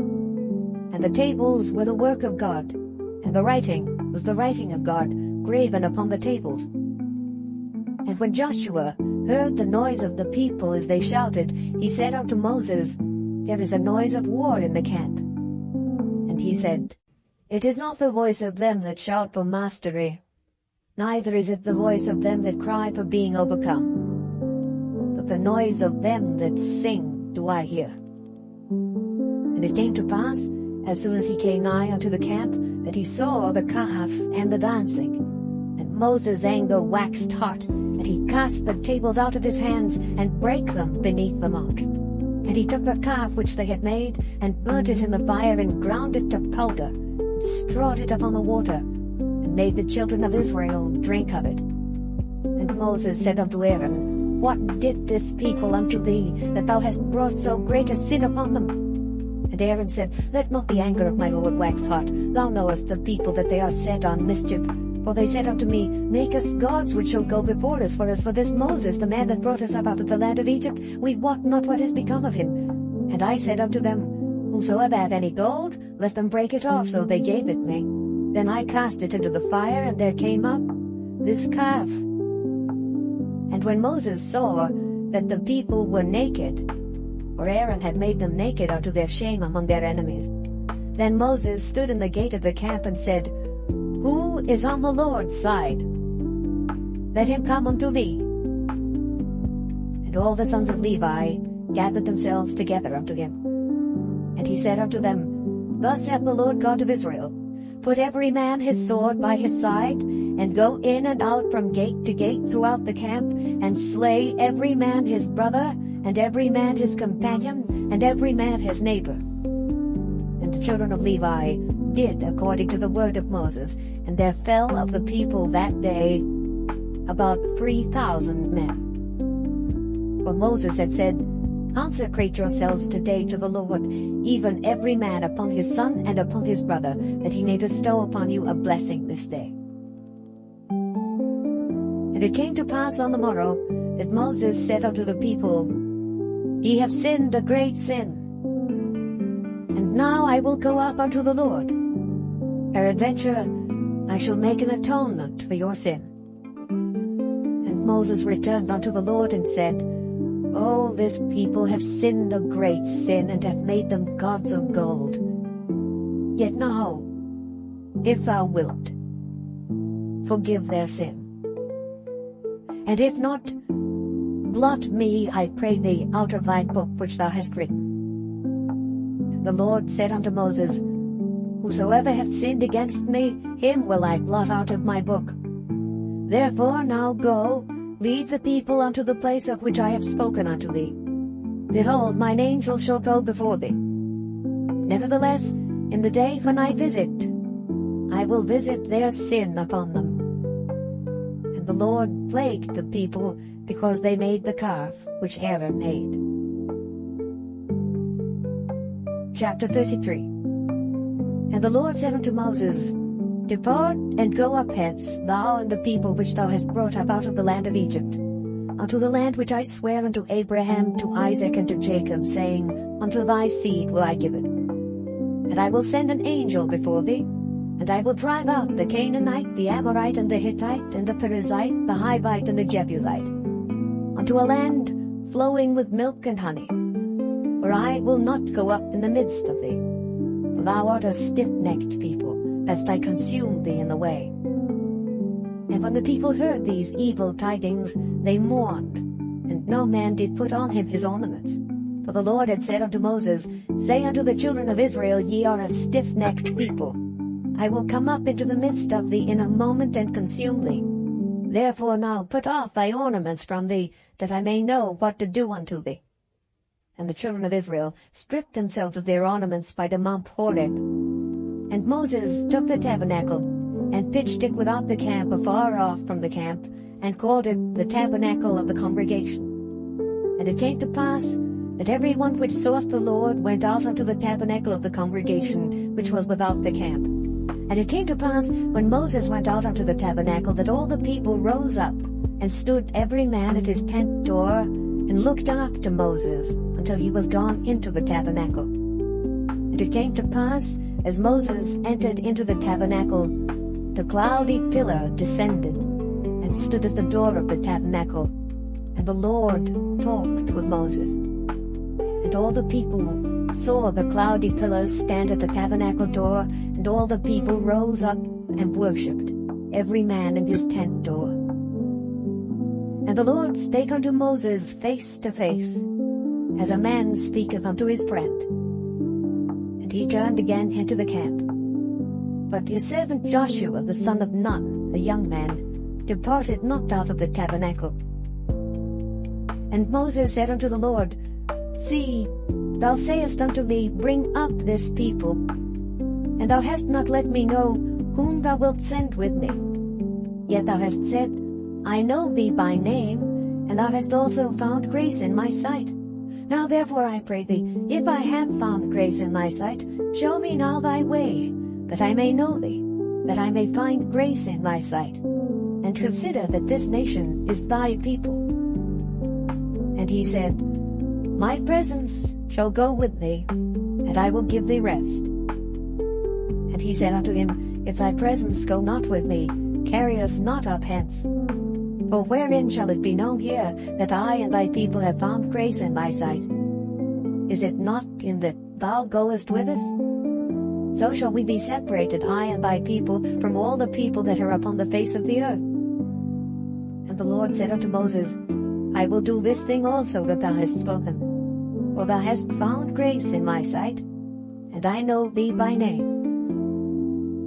And he said, I beseech thee, show me thy glory. And he said, I will make all my goodness pass before thee, and I will proclaim the name of the Lord before thee, and will be gracious to whom I will be gracious, and will show mercy on whom I will show mercy. And he said, Thou canst not see my face, for there shall no man see me and live. And the Lord said, Behold, there is a place by me, and thou shalt stand upon a rock. And it shall come to pass, while my glory passeth by, that I will put thee in a cleft of the rock, and will cover thee with my hand while I pass by. And I will take away mine hand, and thou shalt see my back parts, but my face shall not be seen. Chapter 34. And the Lord said unto Moses, Hew thee 2 tables of stone like unto the first, and I will write upon these tables the words that were in the first tables which thou breakest. And be ready in the morning, and come up in the morning unto Mount Sinai, and present thyself there to me, in the top of the mount. And no man shall come up with thee, neither let any man be seen throughout all the mount, neither let the flocks nor herds feed before that mount. And he hewed 2 tables of stone like unto the first. And Moses rose up early in the morning, and went up unto Mount Sinai as the Lord had commanded him, and took in his hand the 2 tables of stone. And the Lord descended in the cloud, and stood with him there, and proclaimed the name of the Lord.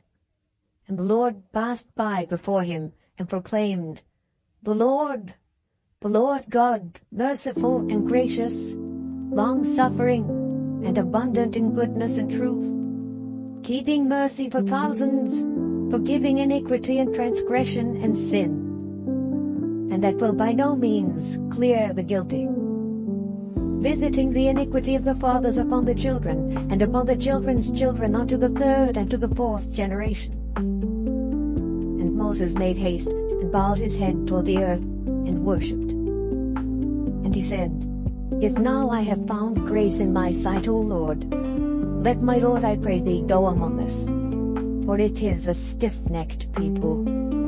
And pardon our iniquity and our sin, and take us for thine inheritance. And he said, Behold, I make a covenant. Before all thy people I will do marvels such as have not been done in all the earth, nor in any nation. And all the people among which thou art shall see the work of the Lord. For it is a terrible thing that I will do with thee. Observe thou that which I command thee this day. Behold, I drive out before thee the Amorite, and the Canaanite, and the Hittite, and the Perizzite, and the Hivite, and the Jebusite.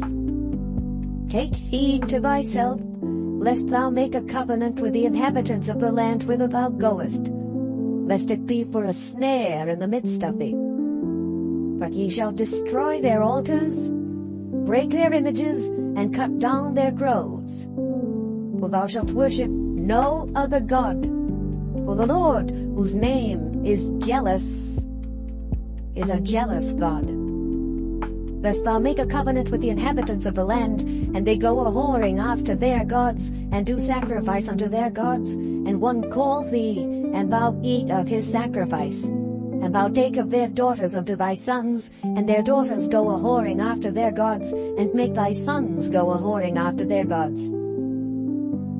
Thou shalt make thee no molten gods. The feast of unleavened bread shalt thou keep. 7 days thou shalt eat unleavened bread, as I commanded thee, in the time of the month Abib, for in the month Abib thou camest out from Egypt. All that openeth the matrix is mine, and every firstling among thy cattle, whether ox or sheep, that is male. But the firstling of an ass thou shalt redeem with a lamb. And if thou redeem him not, then shalt thou break his neck. All the firstborn of thy sons thou shalt redeem, and none shall appear before me empty. 6 days thou shalt work, but on the 7th day thou shalt rest. In earing time and in harvest thou shalt rest. And thou shalt observe the feast of weeks, of the first fruits of wheat harvest, and the feast of ingathering at the year's end. Thrice in the year shall all your men children appear before the Lord God, the God of Israel. For I will cast out the nations before thee, and enlarge thy borders. Neither shall any man desire thy land, when thou shalt go up to appear before the Lord thy God thrice in the year. Thou shalt not offer the blood of my sacrifice with leaven. Neither shall the sacrifice of the feast of the Passover be left unto the morning. The first of the firstfruits of thy land thou shalt bring unto the house of the Lord thy God. Thou shalt not see the kid in his mother's milk. And the Lord said unto Moses, Write thou these words, for after the tenor of these words I have made a covenant with thee and with Israel. And he was there with the Lord 40 days and 40 nights. He did neither eat bread nor drink water. And he wrote upon the tables the words of the covenant, the 10 commandments. And it came to pass, when Moses came down from Mount Sinai with the 2 tables of testimony in Moses' hand, when he came down from the mount, that Moses wist not that the skin of his face shone, while he talked with him. And when Aaron and all the children of Israel saw Moses, behold, the skin of his face shone, and they were afraid to come nigh him. And Moses called unto them, and Aaron and all the rulers of the congregation returned unto him, and Moses talked with them. And afterward all the children of Israel came nigh, and he gave them in commandment all that the Lord had spoken with him in Mount Sinai. And till Moses had done speaking with them, he put a veil on his face. But when Moses went in before the Lord to speak with him, he took the veil off until he came out. And he came out and spake unto the children of Israel that which he was commanded. And the children of Israel saw the face of Moses, that the skin of Moses' face shone. And Moses put the veil upon his face again, until he went in to speak with him. Chapter 35. And Moses gathered all the congregation of the children of Israel together, and said unto them, These are the words which the Lord hath commanded, that ye should do them. 6 days shall work be done, but on the 7th day there shall be to you an holy day, a Sabbath of rest to the Lord. Whosoever doeth work therein shall be put to death. Ye shall kindle no fire throughout your habitations upon the Sabbath day. And Moses spake unto all the congregation of the children of Israel, saying, This is the thing which the Lord commanded, saying, Take ye from among you an offering unto the Lord. Whosoever is of a willing heart, let him bring it, an offering of the Lord, gold and silver and brass, and blue and purple and scarlet and fine linen, and goat's hair, and ram's skins dyed red, and badger's skins and shittim wood, and oil for the light, and spices for anointing oil, and for the sweet incense, and onyx stones, and stones to be set for the ephod, and for the breastplate. And every wise-hearted among you shall come and make all that the Lord hath commanded: the tabernacle, his tent, and his covering, his taches, and his boards, his bars, his pillars, and his sockets, the ark, and the staves thereof, with the mercy seat, and the veil of the covering, the table, and his staves, and all his vessels, and the showbread, the candlestick also for the light, and his furniture, and his lamps, with the oil for the light, and the incense altar, and his staves, and the anointing oil, and the sweet incense, and a hanging for the door of the entering in of the tabernacle, the altar of burnt offering with his brazen grate, his staves, and all his vessels, the laver and his foot, the hangings of the court, his pillars and their sockets, and the hanging for the door of the court, the pins of the tabernacle, and the pins of the court, and their cords, the cloths of service to do service in the holy place, the holy garments for Aaron the priest, and the garments of his sons, to minister in the priest's office. And all the congregation of the children of Israel departed from the presence of Moses. And they came, every one whose heart stirred him up, and every one whom his spirit made willing. And they brought the Lord's offering to the work of the tabernacle of the congregation, and for all his service, and for the holy garments. And they came, both men and women, as many as were willing-hearted, and brought bracelets and earrings and rings and tablets, all jewels of gold. And every man that offered an offering of gold unto the Lord. And every man with whom was found blue and purple and scarlet and fine linen, and goat's hair and red skins of rams and badger skins, brought them. Every one that did offer an offering of silver and brass brought the Lord's offering. And every man with whom was found shittim wood for any work of the service brought it. And all the women that were wise-hearted did spin with their hands, and brought that which they had spun, both of blue and of purple and of scarlet and of fine linen. And all the women whose hearts stirred them up in wisdom spun goat's hair.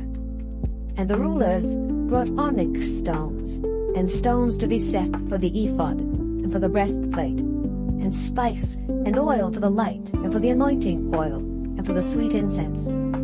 The children of Israel brought a willing offering unto the Lord, every man and woman whose heart made them willing to bring for all manner of work which the Lord had commanded to be made by the hand of Moses. And Moses said unto the children of Israel, See, the Lord hath called by name Bezaleel the son of Uri the son of Hur of the tribe of Judah. And he hath filled him with the Spirit of God, in wisdom, in understanding, and in knowledge, and in all manner of workmanship, and to devise curious works, to work in gold, and in silver, and in brass, and in the cutting of stones, to set them, and in carving of wood, to make any manner of cunning work.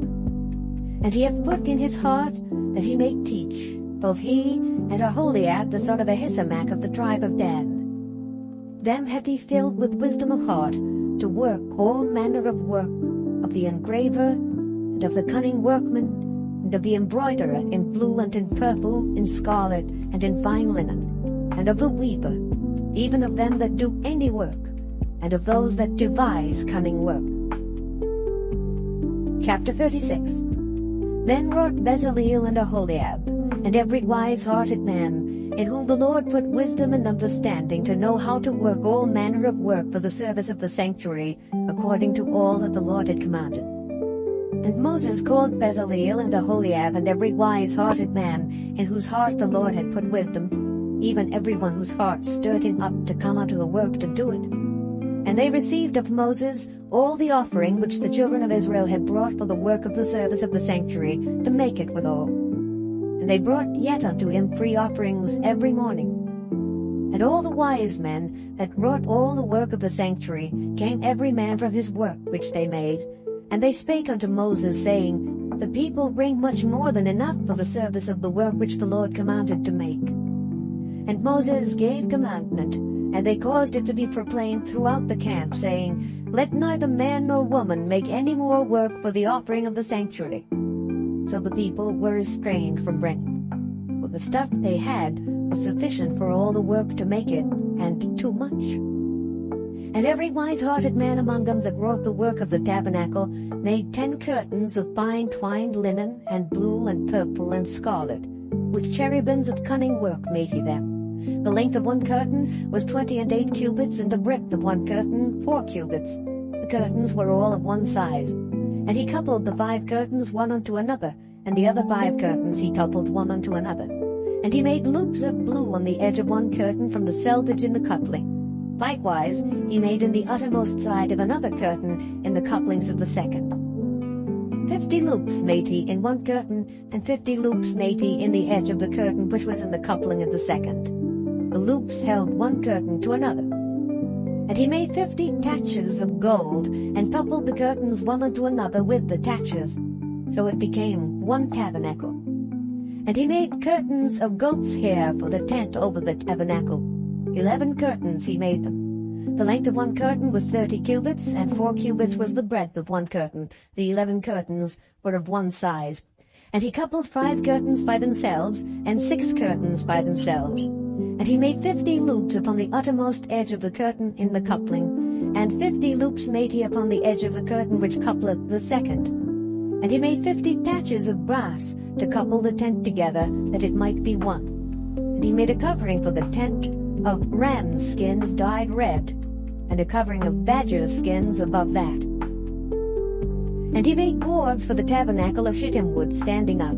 The length of a board was 10 cubits, and the breadth of a board 1 cubit and a half. One board had 2 tenons, equally distant one from another.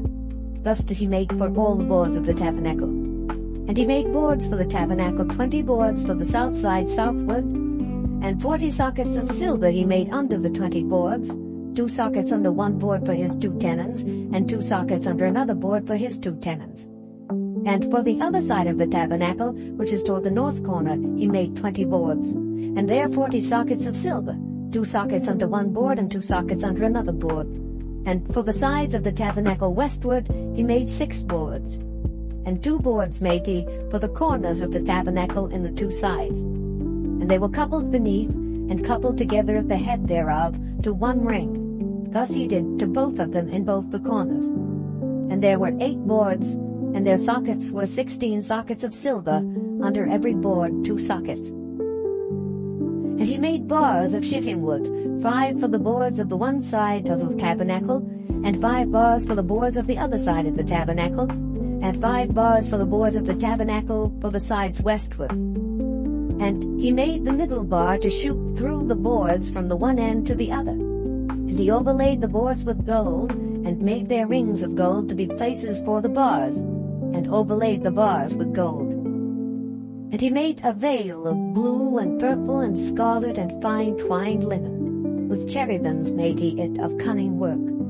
And he made thereunto 4 pillars of shittim wood, and overlaid them with gold. Their hooks were of gold. And he cast for them 4 sockets of silver. And he made an hanging for the tabernacle door of blue and purple and scarlet, and fine twined linen of needlework, and the 5 pillars of it with their hooks. And he overlaid their chapiters and their fillets with gold. But their 5 sockets were of brass. Chapter 37. And Bezaleel made the ark of shittim wood. 2 cubits and a half was the length of it, and 1 cubit and a half the breadth of it, and 1 cubit and a half the height of it. And he overlaid it with pure gold within and without, and made a crown of gold to it round about. And he cast for it 4 rings of gold, to be set by the 4 corners of it, even 2 rings upon the one side of it, and 2 rings upon the other side of it. And he made staves of shittim wood, and overlaid them with gold. And he put the staves into the rings by the sides of the ark, to bear the ark. And he made the mercy seat of pure gold. 2 cubits and a half was the length thereof, and 1 cubit and a half the breadth thereof.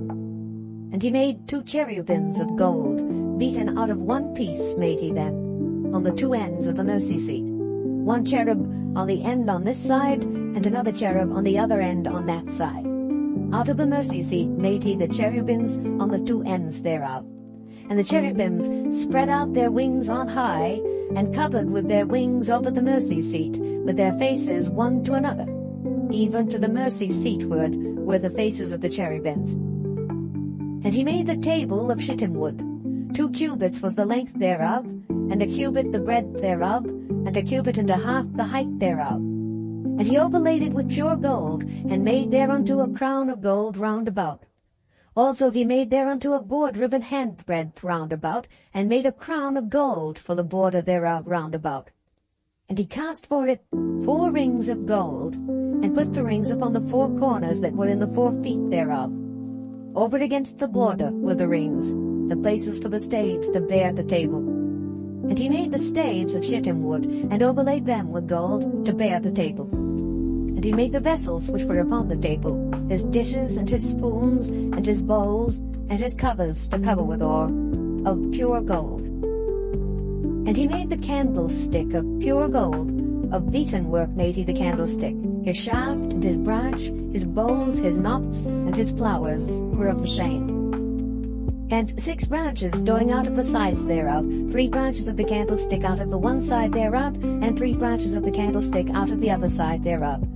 3 bowls made after the fashion of almonds in one branch, a knop and a flower, and 3 bowls made like almonds in another branch, a knop and a flower.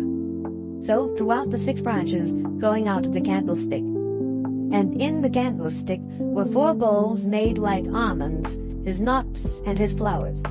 And a knop on the 2 branches of the same, and a knop on the 2 branches of the same, and a knop on the 2 branches of the same, according to the 6 branches going out of it. Their knops and their branches were of the same. All of it was one beaten work of pure gold. And he made his 7 lamps, and his snuffers, and his snuff dishes of pure gold. Of a talent of pure gold made he it, and all the vessels thereof. And he made the incense altar of shittim wood. The length of it was 1 cubit, and the breadth of it 1 cubit. It was 4 square, and 2 cubits was the height of it. The horns thereof were of the same. And he overlaid it with pure gold, both the top of it and the sides thereof round about, and the horns of it. Also he made unto it a crown of gold round about. And he made 2 rings of gold for it unto the crown thereof, by the 2 corners of it, upon the 2 sides thereof, to be places for the staves to bear it withal. And he made the staves of shittim wood, and overlaid them with gold. And he made the holy anointing oil, and the pure incense of sweet spices, according to the work of the apothecary. Chapter 38. And he made the altar of burnt offering of shittim wood. 5 cubits was the length thereof, and 5 cubits the breadth thereof. It was 4 square, and 3 cubits the height thereof. And he made the horns thereof on the 4 corners of it. The horns thereof were of the same, and he overlaid it with brass. And he made all the vessels of the altar, the pots, and the shovels, and the basins, and the flesh hooks, and the fire pans. All the vessels thereof made he of brass. And he made for the altar a brazen grate of network under the compass thereof beneath unto the midst of it. And he cast 4 rings for the 4 ends of the grate of brass to be places for the staves. And he made the staves of shittim wood, and overlaid them with brass. And he put the staves into the rings on the sides of the altar, to bear it withal. He made the altar hollow with boards. And he made the laver of brass, and the foot of it of brass, of the looking glasses of the women assembling, which assembled at the door of the tabernacle of the congregation. And he made the court, On the south side southward, the hangings of the court were of fine twined linen, 100 cubits. Their pillars were 20, and their brazen sockets 20. The hooks of the pillars and their fillets were of silver. And for the north side, the hangings were 100 cubits. Their pillars were 20, and their sockets of brass 20. The hooks of the pillars and their fillets of silver. And for the west side were hangings of 50 cubits. Their pillars 10, and their sockets 10. The hooks of the pillars and their fillets of silver. And for the east side eastward 50 cubits. The hangings of the one side of the gate were 15 cubits. Their pillars 3, and their sockets 3. And for the other side of the court gate, on this hand and that hand, were hangings of 15 cubits. Their pillars 3, and their sockets 3. All the hangings of the court round about were of fine twined linen. And the sockets for the pillars were of brass.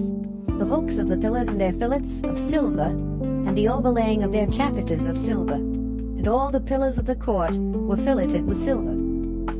And the hanging for the gate of the court was needlework of blue and purple and scarlet and fine twined linen. And 20 cubits was the length, and the height in the breadth was 5 cubits, answerable to the hangings of the court. And their pillars were 4, and their sockets of brass 4, their hooks of silver, and the overlaying of their chapiters and their fillets of silver. And all the pins of the tabernacle and of the court round about were of brass.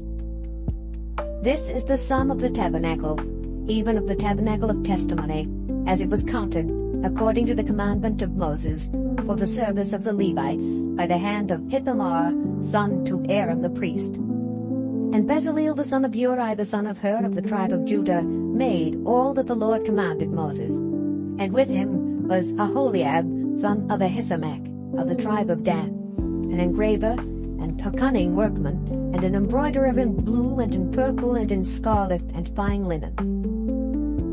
All the gold that was occupied for the work and all the work of the holy place, even the gold of the offering, was 29 talents, and 730 shekels after the shekel of the sanctuary. And the silver of them that were numbered of the congregation was 100 talents, and 1,715 shekels after the shekel of the sanctuary. A beaker for every man, that is, half a shekel after the shekel of the sanctuary, for every one that went to be numbered from 20 years old and upward, for 600,000 and 3,550 men. And of the 100 talents of silver were cast the sockets of the sanctuary and the sockets of the veil, 100 sockets of the 100 talents, a talent per socket. And of the 1,775 shekels he made hooks for the pillars, and overlaid their chapiters, and filleted them. And the brass of the offering was 70 talents, and 2,400 shekels. And therewith he made the sockets to the door of the tabernacle of the congregation, and the brazen altar, and the brazen grate for it, and all the vessels of the altar, and the sockets of the court round about, and the sockets of the court gate, and all the pins of the tabernacle, and all the pins of the court round about. Chapter 39. And of the blue and purple and scarlet they made cloths of service to do service in the holy place, and made the holy garments for Aaron, as the Lord commanded Moses. And he made the ephod of gold, blue and purple and scarlet and fine twined linen. And they did beat the gold into thin plates, and cut it into wires to work it in the blue and in the purple and in the scarlet and in the fine linen with cunning work. They made shoulder pieces for it to couple it together. By the 2 edges was it coupled together. And the curious girdle of his ephod that was upon it was of the same, according to the work thereof, of gold, blue, and purple, and scarlet, and fine twined linen, as the Lord commanded Moses. And they wrought onyx stones enclosed in ouches of gold, graven, as signets are graven, with the names of the children of Israel. And they put them on the shoulders of the ephod, that they should be stones for a memorial to the children of Israel, as the Lord commanded Moses. And he made the breastplate of cunning work, like the work of the ephod, of gold, blue, and purple, and scarlet, and fine twined linen. It was 40. They made the breastplate double. A span was the length thereof, and a span the breadth thereof, being doubled. And they set in it 4 rows of stones. The first row was a sardius, a topaz, and a carbuncle. This was the first row. And the second row, an emerald, a sapphire, and a diamond. And the third row, a ligure, an agate, and an amethyst. And the fourth row, a beryl, an onyx, and a jasper. They were enclosed in ouches of gold in their enclosings.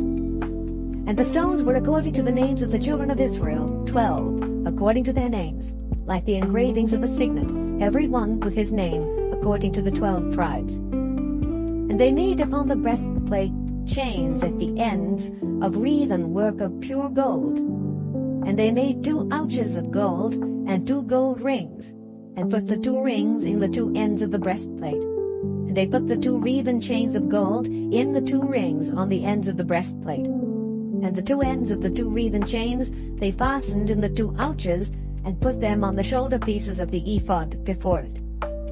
And they made 2 rings of gold, and put them on the 2 ends of the breastplate upon the border of it, which was on the side of the ephod inward. And they made 2 other golden rings, and put them on the 2 sides of the ephod underneath, toward the forepart of it, over against the other coupling thereof, above the curious girdle of the ephod.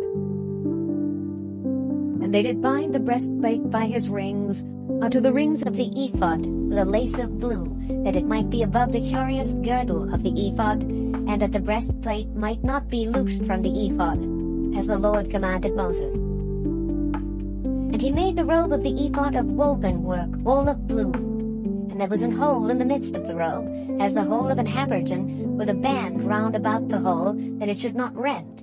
And they made upon the hems of the robe pomegranates of blue and purple and scarlet and twined linen. And they made bells of pure gold, and put the bells between the pomegranates upon the hem of the robe, round about between the pomegranates, a bell and a pomegranate, a bell and a pomegranate, round about the hem of the robe, to minister in, as the Lord commanded Moses. And they made coats of fine linen of woven work for Aaron and for his sons, and a mitre of fine linen, and goodly bonnets of fine linen, and linen breeches of fine twined linen, and a girdle of fine twined linen, and blue and purple and scarlet of needlework, as the Lord commanded Moses. And they made the plate of the holy crown of pure gold, and wrote upon it a writing like to the engravings of a signet, Holiness to the Lord. And they tied unto it a lace of blue, to fasten it on high upon the mitre, as the Lord commanded Moses.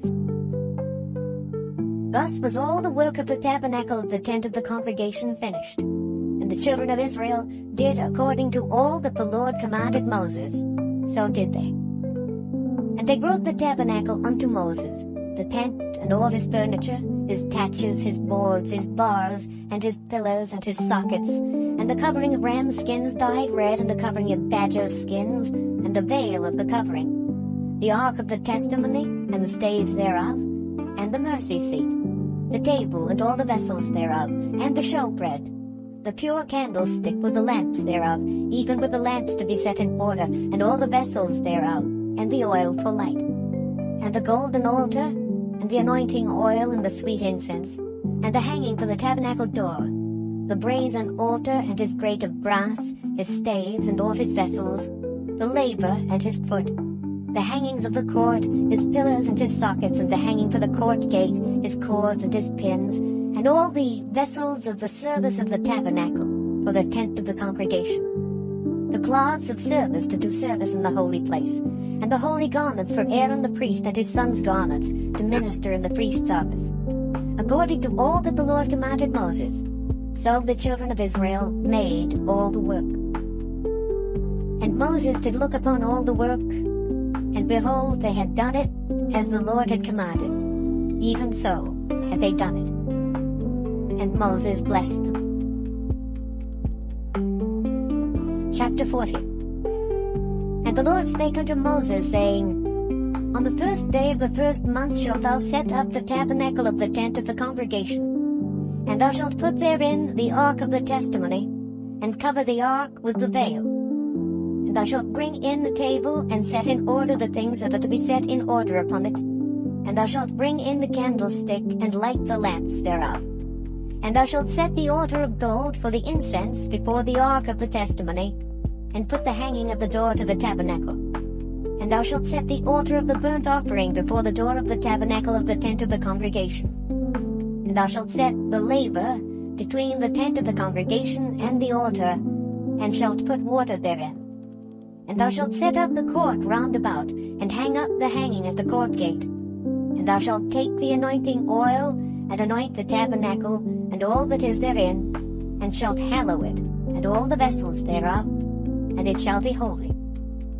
And thou shalt anoint the altar of the burnt offering, and all his vessels, and sanctify the altar, and it shall be an altar most holy. And thou shalt anoint the laver at his foot, and sanctify it. And thou shalt bring Aaron and his sons unto the door of the tabernacle of the congregation, and wash them with water. And thou shalt put upon Aaron the holy garments, and anoint him, and sanctify him, that he may minister unto me in the priest's office. And thou shalt bring his sons, and clothe them with coats. And thou shalt anoint them, as thou didst anoint their father, that they may minister unto me in the priest's office.